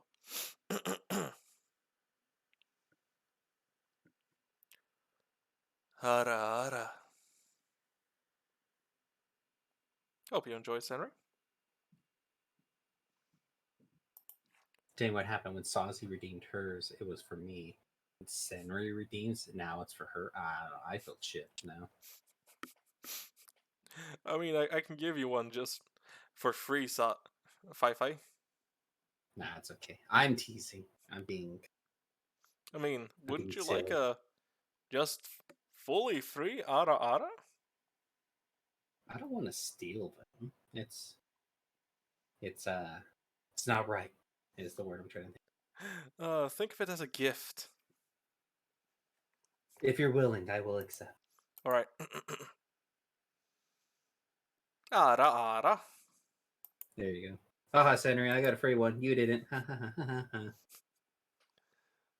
Uh, Sorry, I had to. it's okay. But since with that, I do believe it's a good time to end it here. And I mean, maybe raid someone. If you had started streaming at this point, Fi, I would have raided you, but Nah, that's okay. I think I've been trying to. I think this week has been. I've been having so many different. My past few weeks have just been such random me streaming, me not streaming, me streaming because I've been trying to get everything situated. yeah, So I think, as I was gonna say, because I don't want to make a schedule because I feel like for me, every time I make a schedule and then I change something, I feel bad for going off away from the schedule. But then I don't force myself. But I think this week, coming up week, everything should be fine. yeah, fair enough. I mean, I like having a schedule. I like having a plan for how I do things. Mm-hmm. I was just I was streaming every day except for Friday and Sunday. Just Yeah. that's why I was like, oh okay. I'm like, I don't really need a schedule. I'm just doing this. But then fucking the Texas trip, and then after the Texas trip of me trying to catch up with everything, then we had the little thing on Monday, me trying to recover on that Tuesday. Yeah. It's just been one week after another, me trying like, I'm doing too. I've had too much, so I haven't been able to stream Yeah. or stream as much as I would like. Yeah. Fair enough. Yeah, some things like that happen. Like, I mean, I was completely fucking out on Tuesday as well. So Mm-hmm. yeah, I mean, so that yeah, I mean, I get it.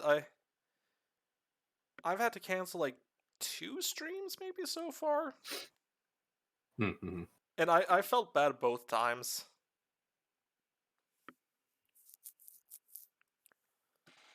But so yeah, I get it. But yeah, it literally it's just I like having the order of it.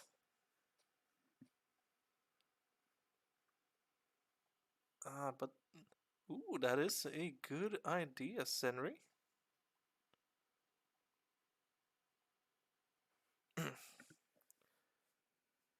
Rating Nev.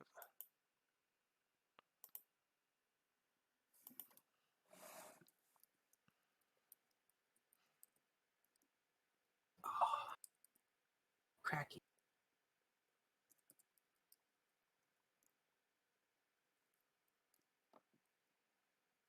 I should have forgotten. Here.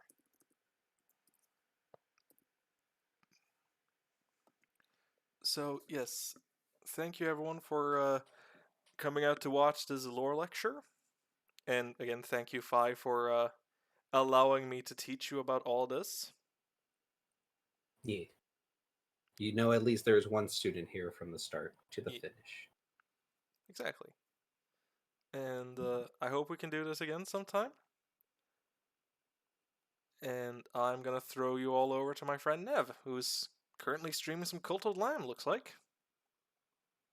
Dang, more sheepies. Yee. Or more lambs to the slaughter. Yee. But yeah, again, thank you everyone for coming out. I hope you all have enjoyed the evening, and I hope you all will have a great weekend. And I'll be back in next week for some more streams. I might try to sneak some more into the week. Who knows? But yes. See you all. Bye bye. Yeah. Bye bye.